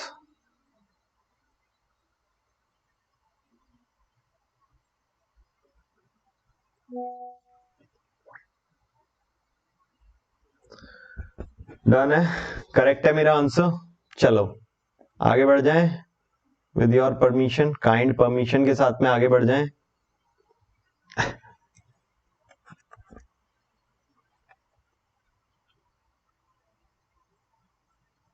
34,312, 313 जो भी आ रहा है, मतलब 1 रुपए का फर्क तो चलेगा ना यार। इतना इतना माफी तो इतनी माफी तो दे सकते हो आप लोग मुझे। चलो आओ आगे देखिएगा बिल्कुल ध्यान से। क्वेश्चन नंबर 11 भैया, जहां पे हमारे पास में प्रॉफिट निकालना है, अपडेटेड प्रॉफिट निकालना है और अपडेटेड स्टॉक निकालना है, दो चीजें करनी है। अपडेटेड प्रॉफिट निकालना है जिसको एडजस्टेड प्रॉफिट भी बोला जाएगा, एडजस्टेड प्रॉफिट भी आप बोल सकते हो। इंस्टीट्यूट इसको adjusted profit and loss account बना करके करता है, हम नॉर्मली भी कर सकते हैं। एक तो आपको अपडेटेड प्रॉफिट निकालना है इस केस के अंदर, और एक आपको मैच कर रहे हैं तो सही है। चलो बहुत अच्छी बात है, थैंक यू मिस्टर बीस्ट भाई साहब। योगेश है क्या ये, आई थिंक। चलो हाँ, चलो ध्यान से। भैया हमारे पास में यहाँ पे दे रखा है प्रॉफिट एंड लॉस अकाउंट, जो है उसके प्रॉफिट बता रखा है, और आपसे ये पूछ रहा है कि एडजस्टेड नेट प्रॉफिट बताओ, सही नेट प्रॉफिट बताओ, और फिर भैया एडजस्टेड नेट प्रॉफिट के बाद में स्टॉक भी सही से कैलकुलेट करके बताओ। तो ये स्टॉक और नेट प्रॉफिट दोनों में कहीं ना कहीं क्या है, मिस्टेक है, गलती है। तो आइएगा ध्यान से देखिएगा, चलिए ध्यान से मेरे साथ में पढ़ेगा। इन स्टॉक को और प्रॉफिट को मैं कैसे अपडेट करूंगा। सर ये लीजिए प्रॉफिट मेरा, जो प्रॉफिट को मैं अपडेट करना चाहता हूं, और ये लीजिए मेरा स्टॉक, जिस स्टॉक को मैं अपडेट करना चाहता हूं। सर 10 नंबर का ये आपके लास्ट टेस्ट में था। अगर मैं बात करूं तो ये क्वेश्चन इंस्टीट्यूट ने भी 10 नंबर का दे रखा है अपने उसमें, शायद मॉक टेस्ट पेपर में, एक मॉक टेस्ट पेपर में इंस्टीट्यूट ने भी 10 नंबर का दे रखा है। और यही क्वेश्चन भाई मैं अभी आपसे डिस्कस करूंगा, आप खुद सोच लेना कि एक्चुअली के अंदर इसमें 10 नंबर लाइक है क्या ऐसा जो आपके लिए दिक्कत क्रिएट करे। ठीक है ना, दिक्कत कोई पॉइंट यहाँ पे क्रिएट नहीं करेगा। 10 मार्क्स का मेनली ये क्वेश्चन आपके पास में एमटीपी में दे रखा है, मॉक टेस्ट पेपर में दे रखा है। रिसेंटली जो टेस्ट हुआ उसमें भी हमने इस को दिया आप लोगों को। तो मेनली यहाँ पे ये सारी चीजें हैं। अब चलिए बिल्कुल ध्यान से। Profit and loss account of Hanuman showed a net profit of rupees 6 lakh after considering the closing stock of 3,75,000। भैया सिर्फ अमाउंट चेंज थे, बाकी बिल्कुल सेम क्वेश्चन था। 6 लाख का closing stock, sorry net profit दे रखा है, और 3,75,000 का क्लोजिंग स्टॉक दे रखा है। 6 लाख का नेट प्रॉफिट है और 3,75,000 का क्लोजिंग स्टॉक है 31 मार्च 2016 को, 31 मार्च 2016 को। Subsequently, the following information was obtained from the scrutiny of books। भैया बुक्स की, किताबों की स्क्रूटनी करने के बाद में, किताबों की छानबीन करने के बाद में कुछ चीजें पता चलती है। क्या पता चलती है? First point, purchase for the year included 5,000 paid for the new electric fittings for the shop. भैया इलेक्ट्रिक फिटिंग्स की परचेज करी थी, खरीदे थे इलेक्ट्रिक फिटिंग्स, और गलती से हमने उसको परचेज में इंक्लूड कर लिया। इलेक्ट्रिक फिटिंग्स खरीदे गए थे, लेकिन बाय मिस्टेक हमने उसको कहां पे इंक्लूड कर लिया? परचेजेस में इंक्लूड कर लिया। अब भाई इलेक्ट्रिक फिटिंग्स हमारे लिए असेट होते हैं, और असेट को आप परचेजेस में इंक्लूड नहीं कर सकते। अब असेट को अगर परचेजेस में से हटाओगे, ये जो 5,000 का परचेज में से हटाओगे, तो परचेज में हटाने से होगा क्या? परचेजेस कम हो जाएगी आपकी। परचेज जो गुड्स आपने खरीदा है ना, वो गुड्स परचेज क्या हो जाएगी? कम हो जाएगी। और भैया परचेज कम होने से प्रॉफिट पे क्या फर्क पड़ेगा? Purchase is treated like expense, expense की तरह ट्रीट करते हैं, तभी ट्रेडिंग अकाउंट में डेबिट साइड में उसको दिखाते हैं। तो ये परचेज कम होगी, मतलब एक तरीके से एक्सपेंस कम हो रहा है, और एक्सपेंस कम होने का प्रॉफिट पे, नेट प्रॉफिट पे क्या फर्क पड़ने वाला है? नेट प्रॉफिट इंक्रीज हो जाएगा सर। तो जो 6 लाख रुपए का नेट प्रॉफिट दे रखा है, 6 लाख रुपीज का नेट प्रॉफिट दे रखा है, ये 5,000 से क्या हो जाएगा? यहाँ पे इंक्रीज हो जाएगा। रीजन क्या बताया मैंने इंक्रीज होने का? तो सिंपल सी बात है, आपने इलेक्ट्रिक फिटिंग्स परचेज करी, और ये इलेक्ट्रिक फिटिंग्स जो है वो असेट है। इलेक्ट्रिक फिटिंग क्या है हमारे लिए? असेट है सर, कोई खर्चा नहीं है ये, या फिर ये मेरा परचेज का पार्ट नहीं है। मेरा बिजनेस इलेक्ट्रिक फिटिंग्स का होता तो बात अलग होती, लेकिन इलेक्ट्रिक फिटिंग्स का बिजनेस नहीं है, तो मैं मेरे परचेजेस में से हटाऊंगा। जैसे ही परचेज में से माइनस किया, मेरा सिंपली क्या बढ़ जाएगा? मेरा प्रॉफिट बढ़ जाएगा। सर स्टॉक पे कोई फर्क पड़ेगा? नहीं। स्टॉक पे क्यों नहीं फर्क पड़ेगा? क्योंकि भैया हम अगर देखें तो हमारे मेथड फॉलो होते हैं, पीरियोडिक मेथड और परपेचुअल मेथड। तो चाहे पीरियोडिक हो चाहे परपेचुअल हो, दोनों के अंदर फिजिकल काउंटिंग तो होती है ना। अब फिजिकल काउंटिंग के अंदर इलेक्ट्रिक फिटिंग थोड़ी ना स्टॉक में आएगी, तो भैया स्टॉक में इंपैक्ट नहीं पड़ेगा। तब तक नहीं पड़ेगा जब तक वो पर्टिकुलरली बोले ना कि ये पॉइंट जो है वो स्टॉक में इंपैक्ट डाल रहा है। तो इसका स्टॉक पे कोई फर्क नहीं आएगा, ये चीज ध्यान में रखना। इसका स्टॉक पे क्या नहीं आएगा? कोई भी फर्क, क्या कोई भी इसका इंपैक्ट नहीं आएगा। चलिए वैसे second point, Hanuman gave away goods valued of 40,000 as free sample for which no entry was made in books of accounts। Hanuman ने बेसिकली 40,000 के गुड्स फ्री सैंपल में बांट दिए। अब फ्री सैंपल में बांट दिया जिसकी कोई एंट्री पास नहीं गई। फ्री सैंपल में बांटने की एंट्री क्या होती है? Advertisement account debit to purchases account. मेरे परचेज को कम करो और एडवर्टाइजमेंट नाम के खर्चे को बढ़ा दो। तो परचेज को कम करोगे तो उससे प्रॉफिट बढ़ जाएगा। परचेज कम करने से क्या होगा? प्रॉफिट बढ़ जाएगा 40,000। लेकिन जैसे ही आप एडवर्टाइजमेंट नाम के खर्चे को बढ़ाओगे वापस प्रॉफिट क्या हो जाएगा? कम हो जाएगा। तो एक बार इसको ऐड किया जाएगा और एक बार इसको क्या कर दिया जाएगा? लेस। मतलब इस पॉइंट का कोई अल्टीमेटली आंसर पे, प्रॉफिट के आंसर पे क्या नहीं आने वाला? इंपैक्ट नहीं आने वाला। स्टॉक पे एज सच इस पे वैसे भी कोई फर्क नहीं पड़ने वाला, बिकॉज भैया स्टॉक तो ऑब्वियस सी बात है इंपैक्ट इससे होना ही नहीं है, क्योंकि मेरे पास से तो ये गुड्स चले गए ना, फ्री सैंपल में बांटे हैं, ये मेरे पास से गुड्स चले गए।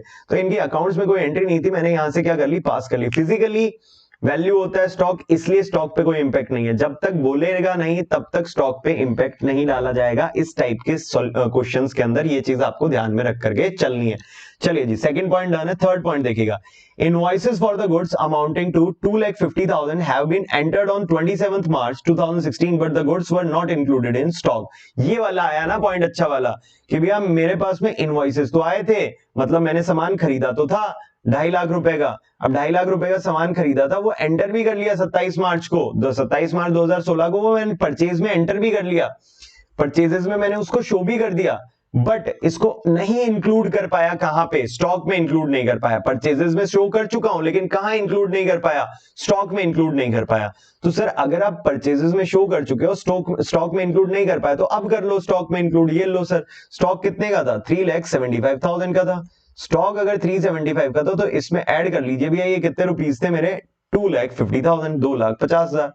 2,50,000 स्टॉक में इंक्लूड नहीं हो पाए थे, तो अब ऐड कर लो भाई। इस 2,50,000 को जैसे ही मैं स्टॉक में ऐड करूंगा, स्टॉक की वैल्यू क्या हो जाएगी? इंक्रीज हो जाएगी। Due to increase in stock profit पे क्या फर्क पड़ेगा? मेरा आंसर चाहिए, मेरे को आंसर चाहिए आप लोगों से। अगर स्टॉक इंक्रीज हो रहा है तो उससे प्रॉफिट पे क्या फर्क पड़ेगा? हाँ जी, स्टॉक इंक्रीज होने का प्रॉफिट पे क्या फर्क पड़ेगा? आंसर चाहिए सर सब लोगों से। स्टॉक इंक्रीज होने का प्रॉफिट पे क्या फर्क पड़ेगा?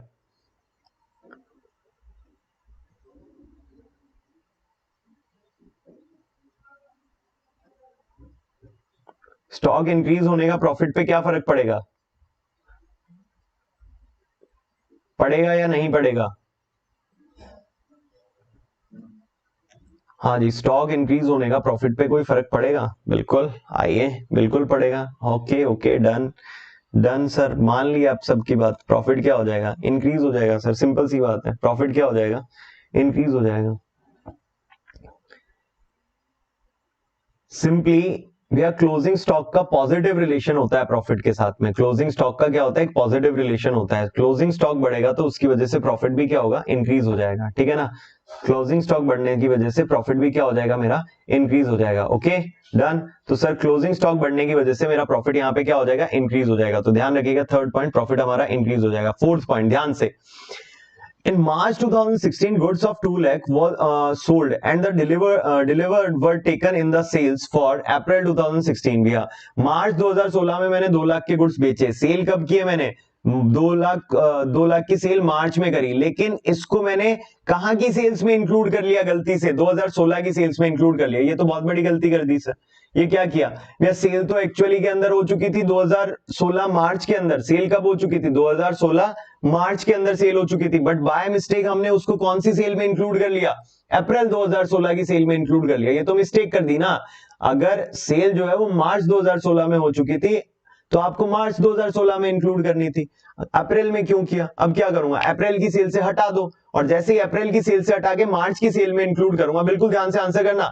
जैसे ही मार्च की सेल में इंक्लूड करूंगा भैया, सेल बढ़ने की वजह से सेल 2 लाख से बढ़ जाएगी इस करंट ईयर की। इस करंट ईयर की सेल अगर 2 लाख से बढ़ जाएगी, क्योंकि मैंने मार्च की सेल में 2 लाख रुपए और ऐड कर दिए, तो सेल 2 लाख बढ़ने से प्रॉफिट पे क्या फर्क पड़ेगा? सेल 2 लाख रुपए बढ़ने से क्लोज स्टॉक पे तो देखो कोई फर्क नहीं पड़ना, प्रॉफिट पे क्या फर्क पड़ेगा? बताओ, सेल्स 2 लाख बढ़ने से प्रॉफिट पे क्या फर्क पड़ेगा? हाँ जी, जो लोग जग रहे हैं बताएं, प्रॉफिट पे क्या फर्क पड़ेगा? सिंपली सेल्स अगर 2 लाख से बढ़ गई तो प्रॉफिट पे क्या फर्क पड़ेगा? Done. Last point important one, sales on approval वाला पॉइंट। चलिए जी, last point sales on approval वाला पॉइंट।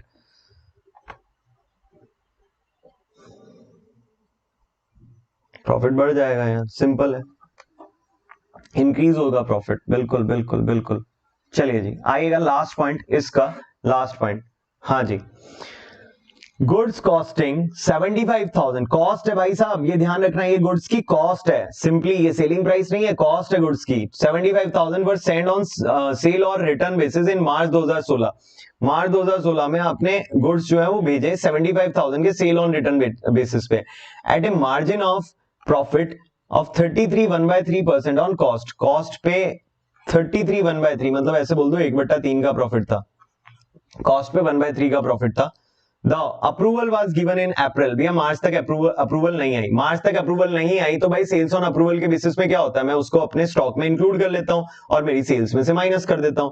भाई सेल्स में से कितना माइनस करूंगा, गुड्स है 75,000 की कॉस्ट के, 75,000 की कॉस्ट है तो इसमें प्रॉफिट कितना होगा, ऐड कर लो भाई प्रॉफिट, 75,000 की कॉस्ट है डिवाइडेड बाय मेनली 3 कर लो, प्रॉफिट आ जाएगा यहाँ पे 25,000 का, डिवाइडेड बाय 3 कर लो, प्रॉफिट कितना आ जाएगा 25,000 का, कितना प्रॉफिट आ जाएगा मेनली 25,000 का, कितना प्रॉफिट आ जाएगा आपका यहाँ पे 25,000 का।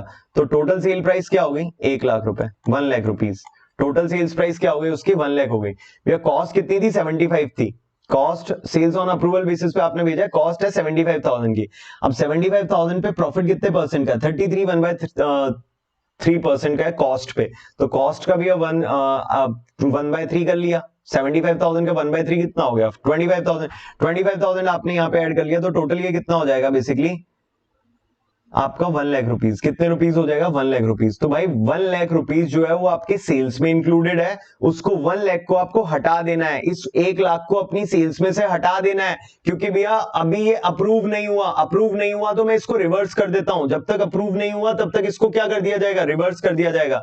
आइए भैया सेल्स में से माइनस करते हैं, और जैसे ही सेल्स में से कम किया सीधा ऑटोमेटिकली 1,00,000 से प्रॉफिट कम, जैसे ही मैंने सेल्स में से हटाया मेरा प्रॉफिट क्या हो गया 1,00,000 रुपए से कम हो गया, 1,00,000 रुपीज से मेरा प्रॉफिट कम, क्योंकि सेल्स में से 1,00,000 रुपए हटा दिए।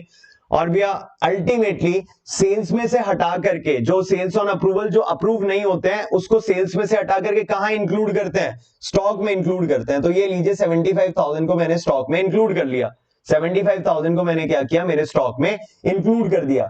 अब यह स्टॉक में इंक्लूड करने का, बिल्कुल ध्यान से, स्टॉक में इंक्लूड करने का प्रॉफिट पे क्या इंपैक्ट पड़ेगा, सर प्रॉफिट इंक्रीज हो जाएगा 75,000 से, प्रॉफिट क्या हो जाएगा इंक्रीज हो जाएगा 75,000 से, बिल्कुल ध्यान से मेरी ये बात समझ लेना, सेल्स ऑन अप्रूवल वाला। ये 75,000 की कॉस्ट के गुड्स हमने अप्रूवल बेसिस पे भेजे थे, 75,000 की कॉस्ट के गुड्स अप्रूवल बेसिस पे आपने भेजे थे। अब 75,000 की कॉस्ट के गुड्स अगर अप्रूवल बेसिस पे आपने भेजे थे तो इस 75,000 में प्रॉफिट भी ऐड करके भेजा होगा, प्रॉफिट कितना था 33 1/3%, मतलब 1/3। अब 1/3 का प्रॉफिट मैंने ऐड किया, 75,000 का 1/3 आता है 25,000, तो टोटल हो गया 1,00,000 रुपीज। अब भैया ये जो 1,00,000 रुपीज का गुड्स था ये अभी तक अप्रूव नहीं हुआ, मार्च तक अप्रूव नहीं हुआ तो सेल्स में से हटाएंगे, जैसे ही सेल्स में से हटाओगे प्रॉफिट क्या हो जाएगा, प्रॉफिट क्या हो जाएगा आपका कम हो जाएगा। तो 1,00,000 रुपीज से अगर आप यहां पे देखोगे तो मैंने प्रॉफिट को क्या कर दिया, 1,00,000 रुपीज से प्रॉफिट मेरा यहां पे कम कर दिया मैंने। देन भैया प्रॉफिट 1,00,000 से कम हो जाएगा, लेकिन स्टॉक में तो ऐड करोगे ना, क्योंकि अभी तक सेल नहीं हुआ है, तो 75,000 रुपए स्टॉक में ऐड किए, जैसे ही 75,000 स्टॉक में ऐड किए भैया मेरा प्रॉफिट भी कितने रुपए से बढ़ जाएगा 75,000 से इंक्रीज हो जाएगा, प्रॉफिट भी कितने से, क्योंकि स्टॉक बढ़ने से closing stock have a positive relation on the profit, तो स्टॉक बढ़ने से प्रॉफिट भी क्या हो जाएगा आपका इंक्रीज हो जाएगा। प्लीज मेरे को आंसर बताइएगा दोनों के इसके अंदर कितना कितना आ रहा है, प्रॉफिट बताओ कितना आ रहा है, और मेनली आपका ये कितना आ रहा है, स्टॉक कितना आ रहा है, बताइए मेरे को, प्रॉफिट कितना आ रहा है, स्टॉक कितना आ रहा है, बताएं सब लोग, प्रॉफिट और स्टॉक बताएं कितना आ रहा है।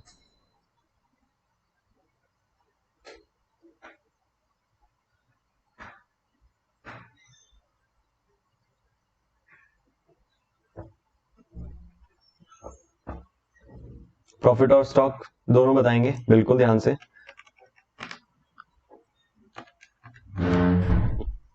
Plus 40,000 and -40 and simply 2,50,000 plus 2,00,000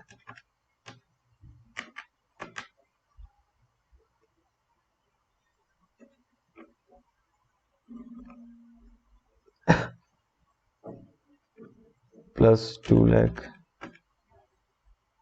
minus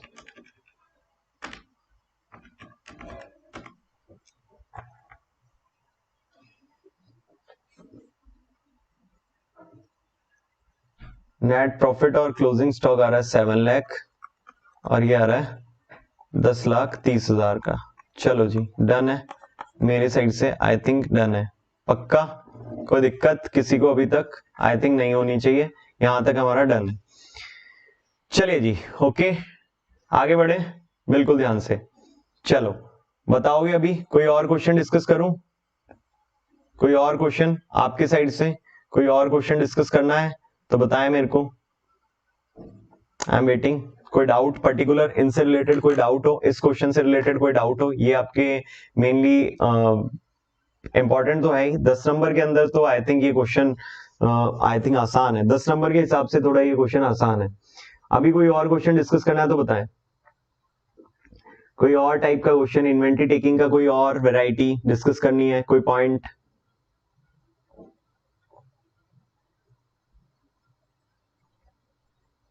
simply done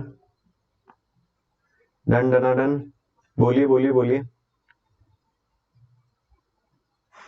चलो आओ मैं अपनी तरफ से ही कुछ डिस्कस कर देता हूं आपको, आप तो इतने शांत बैठे हैं, मतलब मेरे को समझ आ रहा है कि आपने सब पढ़ लिया है।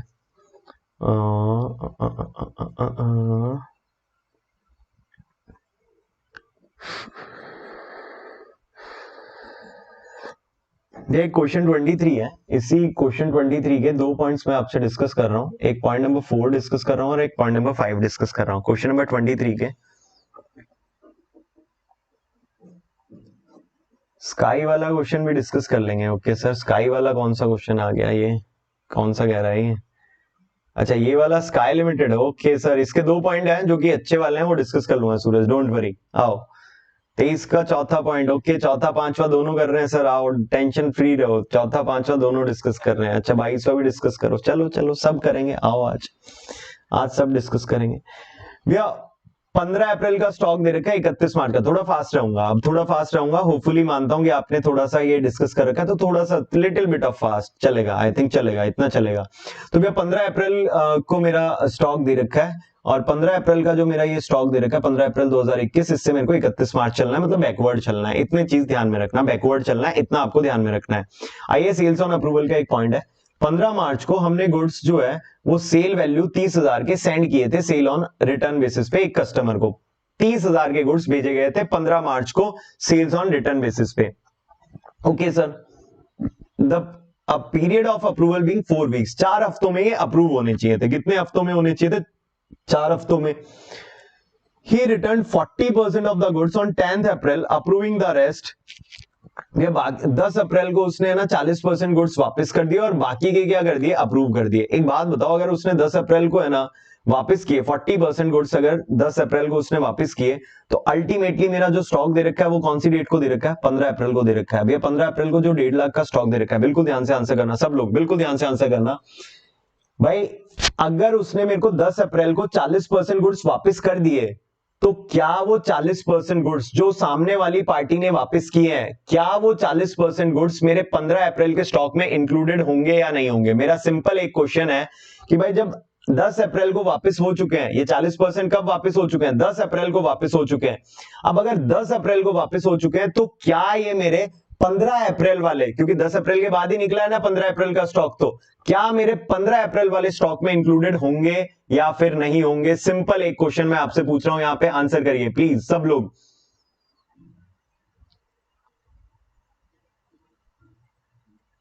आंसर करिएगा सब लोग। इंक्लूडेड होगा, बिल्कुल से इंक्लूडेड होगा। अब भाई सिंपल सी बात है कि ये 40% इंक्लूडेड होगा, ये मैंने यहां से मेरे को बड़े आराम से पढ़ करके समझ आ रहा है, क्योंकि भाई 15 अप्रैल का स्टॉक है, ये तो 10 अप्रैल को ही रिटर्न आ चुका है। अब मैं ये कहना चाहता हूं कि भैया मैं स्टॉक निकाल रहा हूं 31 मार्च का, मैं कौन सी डेट का स्टॉक निकाल रहा हूं? 31 मार्च का। कौन सी डेट का स्टॉक कैलकुलेट कर रहा हूं? 31 मार्च का। 31 मार्च को, बिल्कुल ध्यान से, जब मैं 31 मार्च को जब स्टॉक कैलकुलेट कर रहा हूं, उस दिन क्या गुड्स अप्रूव हुए क्या नहीं हुए? और जब 31 मार्च को गुड्स अप्रूव नहीं हुए, तो भैया टोटल मेरे को क्या करना है? बेसिकली टोटल जो भी गुड्स थे उसकी कॉस्ट इसमें इंक्लूड करनी है। 31 मार्च का स्टॉक मैं निकाल रहा हूं, तो 31 मार्च तक कोई भी गुड्स अप्रूव नहीं हुआ था, मैं तो पूरे गुड्स इसके अंदर क्या करके चलूंगा, इंक्लूड करके चलूंगा। बट बात यह है जो 40% रिजेक्ट हो गए थे वो तो पहले से इंक्लूडेड है, जो 40% रिजेक्ट हो गए थे वो तो पहले से क्या है, इंक्लूडेड है। अब जो 40% रिजेक्ट हो गए थे अगर वो पहले से इंक्लूडेड है, जो 40% हमारे रिजेक्ट हो गए थे वो पहले से इंक्लूडेड है, तो उसको दोबारा थोड़ी ना इंक्लूड करूंगा। मतलब मेरी बात ये कहने की है कि भैया 40% रिजेक्ट हुए और रिजेक्ट होते ही मेरा वो 15 अप्रैल के स्टॉक में इंक्लूड हो गए थे। अब भैया 31 मार्च को तो मेरे को पूरे 100% इंक्लूड करने हैं, 100 करने हैं, 40 तो पहले से इंक्लूडेड है, तो कितने और इंक्लूड कर लो, 60% इंक्लूड कर लो। 60% कितना आएगा, ये लीजिए भैया 30,000, 30,000 का 60% निकाल लिया यहाँ पे। और कितने परसेंट प्रॉफिट भी तो है सर, प्रॉफिट है इसका 20% of the goods had been sold, कितने के प्रॉफिट पे है 20% ऑन सेल्स, सेल्स का 20% है प्रॉफिट, तो भाई प्रॉफिट हटाओ 20% मतलब 80% पे रिकॉर्ड कर लो। हाँ जी, अभी बताओ कोई दिक्कत है इस पॉइंट में, तो अभी बताओ किसी को कोई दिक्कत है तो। मैंने यहाँ पे जो लिखा 30,000 इंटू 60% इंटू 80%, इतना मैं मेरे स्टॉक में ऐड कर लूंगा, ठीक है ना, इतना मैं मेरे स्टॉक में क्या कर लूंगा, मेनली आपका ऐड कर लूंगा 30,000 का 60% और इंटू 80% मैं मेरे स्टॉक में ऐड कर लूंगा 14,400 रुपए। कितना ऐड कर लूंगा मेरे स्टॉक में, 14,400 रुपए, 14,400। कोई दिक्कत है तो बताओ। 18,000 का रोहित, सॉरी 18,000 का यूसुफ वो निकालेंगे ना, कॉस्ट निकालेंगे, 18,000 की कॉस्ट निकालेंगे ना, क्योंकि स्टॉक में तो कॉस्ट ऐड करोगे ना, सेलिंग प्राइस ऐड नहीं करोगे ना, सेल्स ऑन अप्रूवल वाले की। 14,400 ओके डन, पक्का। हाँ जी, आई थिंक डन है ये वाला पॉइंट। चलिए आगे आइएगा, पॉइंट नंबर 5 देखिएगा ध्यान से, पॉइंट नंबर 5 देखिएगा बिल्कुल ध्यान से, बिल्कुल ध्यान से पॉइंट नंबर 5 देखिएगा। The trader had also received goods costing 24,000 in March। ये ट्रेडर जो है जिसके ऊपर आपको अकाउंटिंग कर रहे हो आप, जिसके लिए उस ट्रेडर को 24,000 के गुड्स रिसीव हुए हैं। अब भाई रिसीव हुए हैं for sale on the consignment basis. बताओ कंसाइनमेंट बेसिस पे बेचने के लिए गुड्स मेरे पास आए हैं, तो भाई मैं कंसाइन ही हुआ या कंसाइनर हुआ, यार ये तो बच्चा आंसर कर सकता है। आई थिंक मेरे को नहीं लगता कि ये जिसको मेरी क्लास में बैठा और वो ये आंसर ना कर पाए कि गुड्स रिसीव कर रहे हैं और वो कंसाइन ही हुआ या कंसाइनर हुआ। कौन हुआ, कंसाइन ही हुआ, simple. 20% of the goods have been sold on 31 March. 31 मार्च तक 20% बिक चुके थे, मतलब 100 थे टोटल, 100 में से 20% सेल हो गए, बचे 80%। ये लीजिए आगे बढ़िएगा। एंड 50% ऑन 15 अप्रैल, और 50% इसमें से 15 अप्रैल को बिक गए, तो बचे 30%। These sales are not included in above sales. Sorry, ये कह रहा है ये वाली जो सेल है ये ऊपर वाले में इंक्लूड नहीं है, करनी भी नहीं है सर, ये हमारी सेल थोड़ी ना है, ऊपर वाली सेल में क्यों इंक्लूड करेंगे, ये हमारी सेल थोड़ी ना, ये तो कंसाइनर के बिहाफ पे हमने सेल करी है। अब बाय मिस्टेक भैया 20% का सेल हुआ, 50% का सेल हुआ, अब जो सेल हुआ वो तो हट गया मेरे स्टॉक में से, लेकिन बाय मिस्टेक ये 30% इंक्लूड हो गए। भैया कहां लिखा है ये 30% इंक्लूड हो गए, भैया यहाँ पे जैसे ही लिखा ना रिसीव्ड है गुड्स, मतलब जब उसको रिसीव्ड हुए तो फिजिकल काउंट करते वक्त उसने क्या कर लिया, फिजिकल काउंटिंग करते वक्त पूरे 24 इंक्लूड कर लिए, लेकिन 24 में से तो कुछ सेल भी हो गए। सेल कौन से हो गए भैया, 20% सेल हो गए, देन 50% सेल हो गए 15 अप्रैल तक। अगर देखो ना आपको ये जो स्टॉक दे रखा है 1.5 लाख का, ये कब दे रखा है, 15 अप्रैल, तो 15 अप्रैल तक 70% तो बिक गए ना, 20% पहले बिके फिर 50% और बिक गए, 20% पहले बिके फिर 50% और बिक गए, तो 70% तो 15 अप्रैल तक सेल हो चुके थे। अब 70% अगर 15 अप्रैल तक सेल हो चुके थे, तो अभी आज की डेट में 15 अप्रैल को कितने परसेंट जो है वो मेरे बेसिकली गुड्स में इंक्लूडेड है, 30%। तो भैया इस 30% को हटाओ ना, ये तो कंसाइनर का स्टॉक है ना, इस 30% को क्यों इंक्लूड कर रखा है, हटाओ। कितने रुपए हटा देंगे, 7200, तो कितना माइनस कर दूंगा मैं, 7200, 7200 माइनस कर दूंगा। हाँ जी, ये बात बताइए, दोनों पॉइंट कोई दिक्कत किसी को, अदरवाइज आगे बढ़ते हैं।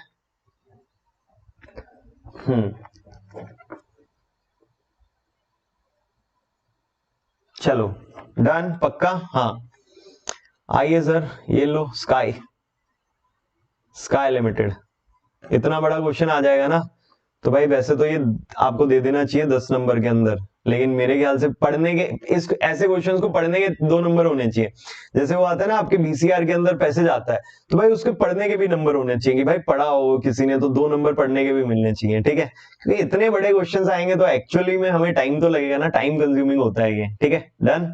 चलिए जी, आइएगा, ध्यान से देखिएगा भैया, लास्ट क्वेश्चन डिस्कस कर रहे हैं आज का, मेनली इन्वेंट्री का भी, और मैं मानता हूं मेरी तरफ से और आपकी तरफ से भी कोशिश रहेगी पूरी, इस चैप्टर को आप खत्म कर लोगे। आई थिंक अब इस चैप्टर को आपको एग्जाम से पहले एक बार देखने की जरूरत है, बाकी आई थिंक इस चैप्टर को अब देखने की जरूरत नहीं पड़नी चाहिए। तो प्लीज आइएगा बिल्कुल ध्यान से, स्काई लिमिटेड, ध्यान से देखिएगा भैया, स्काई पे चलते हैं। Sky keeps no stock record but a physical inventory of stock is made at the end of each quarter. Her quarter के एंड पे एक फिजिकल इन्वेंट्री होती है and the valuation is taken at cost, और valuation किस पे होता है? कॉस्ट पे। The company's year end on 31st March 2018 and their accounts have been prepared to that date. भैया 31 मार्च 2018 को जो ईयर एंड हुआ है और उसके लिए अकाउंटिंग भी की गई। The stock valuation taken on 31st March 2018 was however misleading, गलत थी भैया, और mainly misleading, and you have been advised to value the closing stock on 31st March 2018 with the stock figure on 31st December 2017. अब आपको कह रहा है कि 31 दिसंबर के स्टॉक से 31 मार्च का स्टॉक निकालो। भाई फॉरवर्ड है या बैकवर्ड है? पहला आंसर तो यही चाहिए, सबसे पहला आंसर यही चाहिए, फॉरवर्ड मेथड है या बैकवर्ड मेथड है? हाँ जी, फॉरवर्ड मेथड है या बैकवर्ड मेथड है? सबसे पहला आंसर यही चाहिए।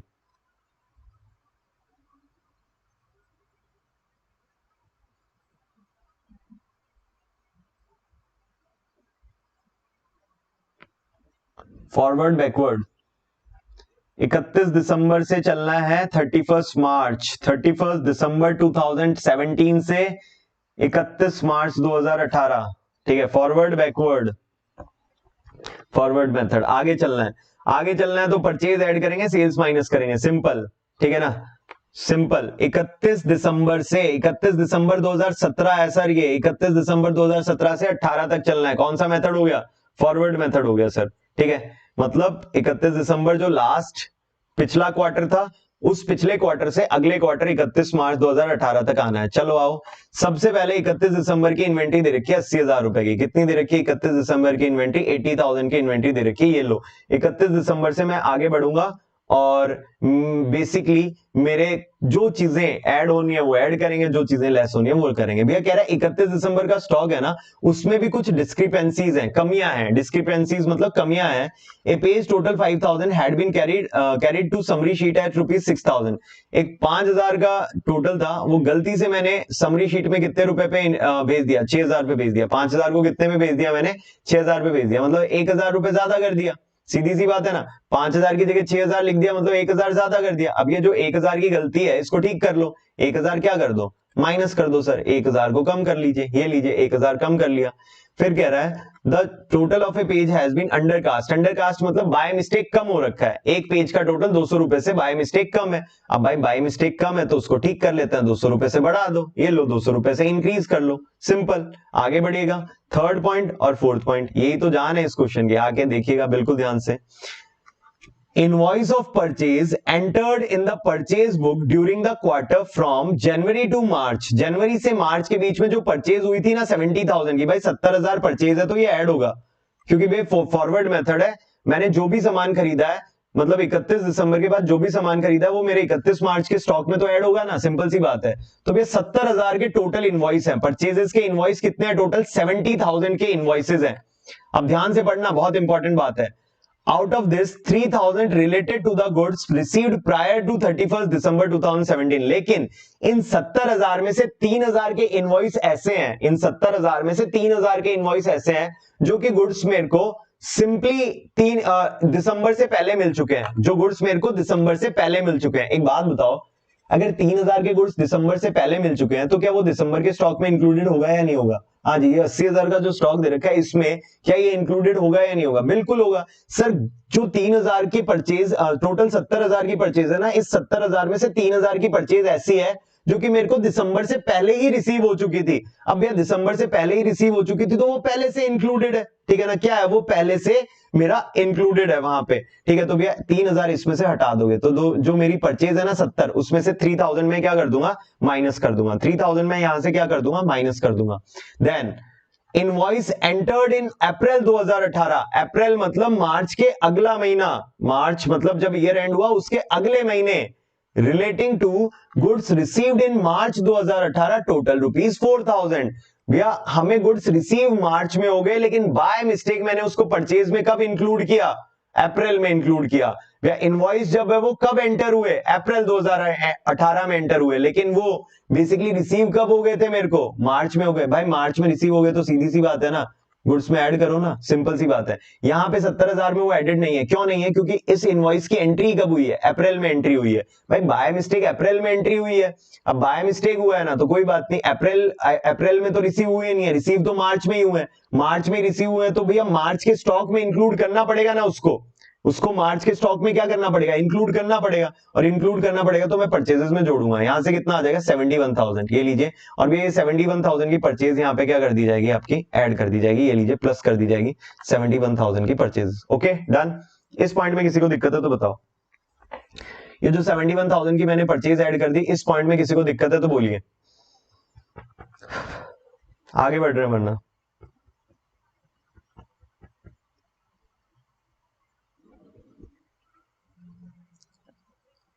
लास्ट पॉइंट, फोर्थ पॉइंट और फिफ्थ पॉइंट भी उसी से रिलेटेड है, तो कोई दिक्कत नहीं है। मेनली ध्यान से आइएगा, बिल्कुल ध्यान से। Sales invoice customer total 90,000 from January to March. भैया सेल करी है, सामान बेचा इतने का, तो भाई साहब ऑब्वियस सी बात है, सामान बेचा तो माइनस करना पड़ेगा ना, क्योंकि फॉरवर्ड मेथड है।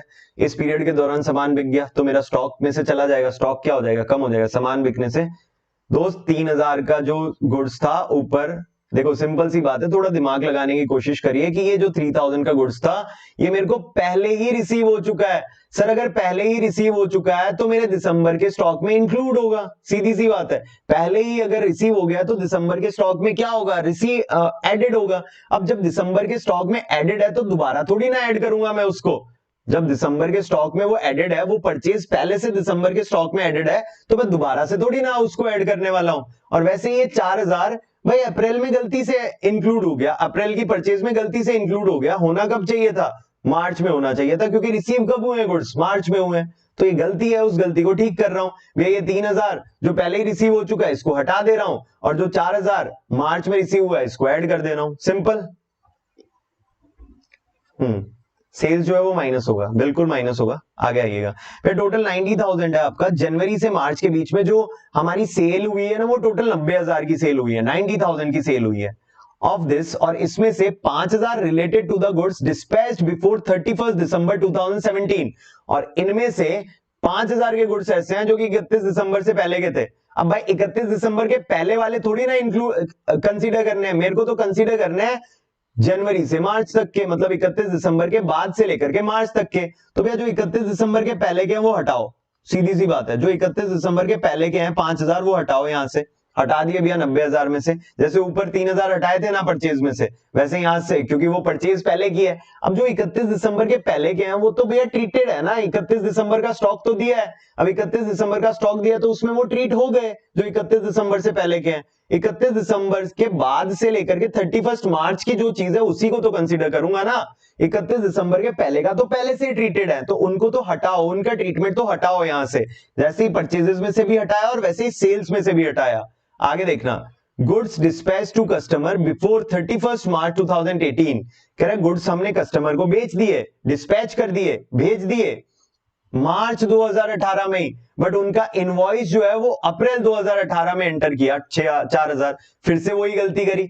भाई सेल तो मार्च में ही हो गया, लेकिन इनवॉइस कब एंटर किया है, अप्रैल में किया है, तो गलती ठीक करते हैं ना, अप्रैल में इनवॉइस हटाते हैं, अप्रैल के सेल्स में से उसको हटाते हैं, और किसकी सेल्स में इंक्लूड करते हैं, मेनली मार्च की सेल्स में इंक्लूड करते हैं। तो ये आ जाता है टोटल मेरा 89,000, ये कितना आ जाता है मेरा 89,000 आ जाता है। वे यहां से आप ऐड करते हो, फिर आपको ये कह रहा है अगले पॉइंट में, during the final quarter credit note, credit note कब रिसीव होते हैं, सेल्स रिटर्न के टाइम पे, ध्यान रखना क्रेडिट नोट कब रिसीव होते हैं, सेल्स रिटर्न के टाइम पे। तो भाई सेल्स रिटर्न दे रखी है 1,000 रुपए की, आओ सेल्स रिटर्न दे रखी है तो इसमें से हटा देते हैं, 1,000 रुपए की सेल्स रिटर्न हटाओ, बची कितनी 88,000। भाई ये सेल्स हो गई मेरी 88,000 की, माइनस करना है सेल्स को, लेकिन सेल्स की कॉस्ट माइनस करनी है, और ग्रॉस प्रॉफिट का मार्जिन दे रखा है 25%, तो भाई इसका 25% ऑन कॉस्ट है, तो सेल्स पे हो जाएगा 20%, तो सेल्स का 20% निकाल लेंगे, इसमें से माइनस कर देंगे 88,000 का 20%, ये आ जाएगा बेसिकली 17,600 माइनस कर दो, 88,000 में से 17,600 माइनस कर दो, 17,600 हटा दो, टोटल जो वैल्यू बचेगी वो मेरी बचेगी 70,400, और ये भी है 70,400। आओ सेल्स की कॉस्ट मान करके ऊपर यहां से क्या कर दीजिए, माइनस कर दीजिए 70,400 रुपए। ये लो। अभी भी दिक्कत है तो बताओ, किसी को कोई पॉइंट में दिक्कत है तो बताओ, अदरवाइज सर अभी भी किसी को कोई पॉइंट में दिक्कत है तो बताएं। I am waiting for your answer. 71,200 आ रहा है क्या? 88,000 माइनस 20%, 70,400 आ रहा है आई थिंक। ठीक है, हाँ वो आप अलग अलग भी कर, सेल्स रिटर्न को अलग से भी कंसीडर कर सकते हो, ऐसा कोई बहुत बड़ी बात नहीं है, एक साथ भी कर सकते हैं। और बोलिए, कोई दिक्कत है इसमें? स्काई लिमिटेड पक्का डन, कोई दिक्कत?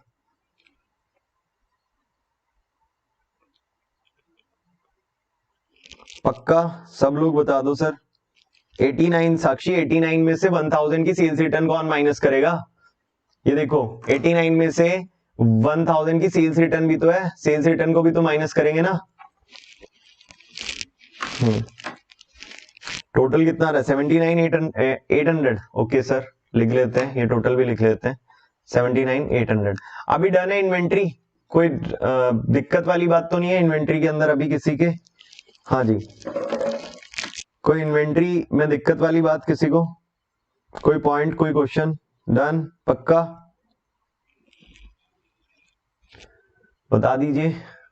कोई दिक्कत नहीं है तो डन बता दो सर, हो गया, ये बोल दो हो गया, हमारा हो गया, अब हम कर लेंगे। कुछ ऐसा ऐसा प्रतीत तो करवाओ मेरे को, थोड़ा मेरे को ऐसा लगना तो चाहिए कि हो गया है।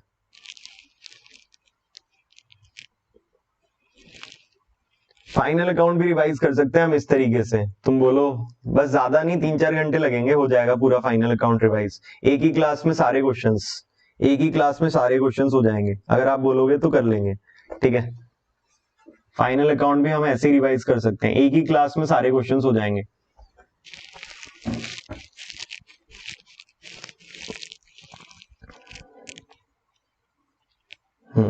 पक्का डन है ना? चलिए जी, अब बोलेंगे तो फाइनल अकाउंट हम डिस्कस कर लेंगे।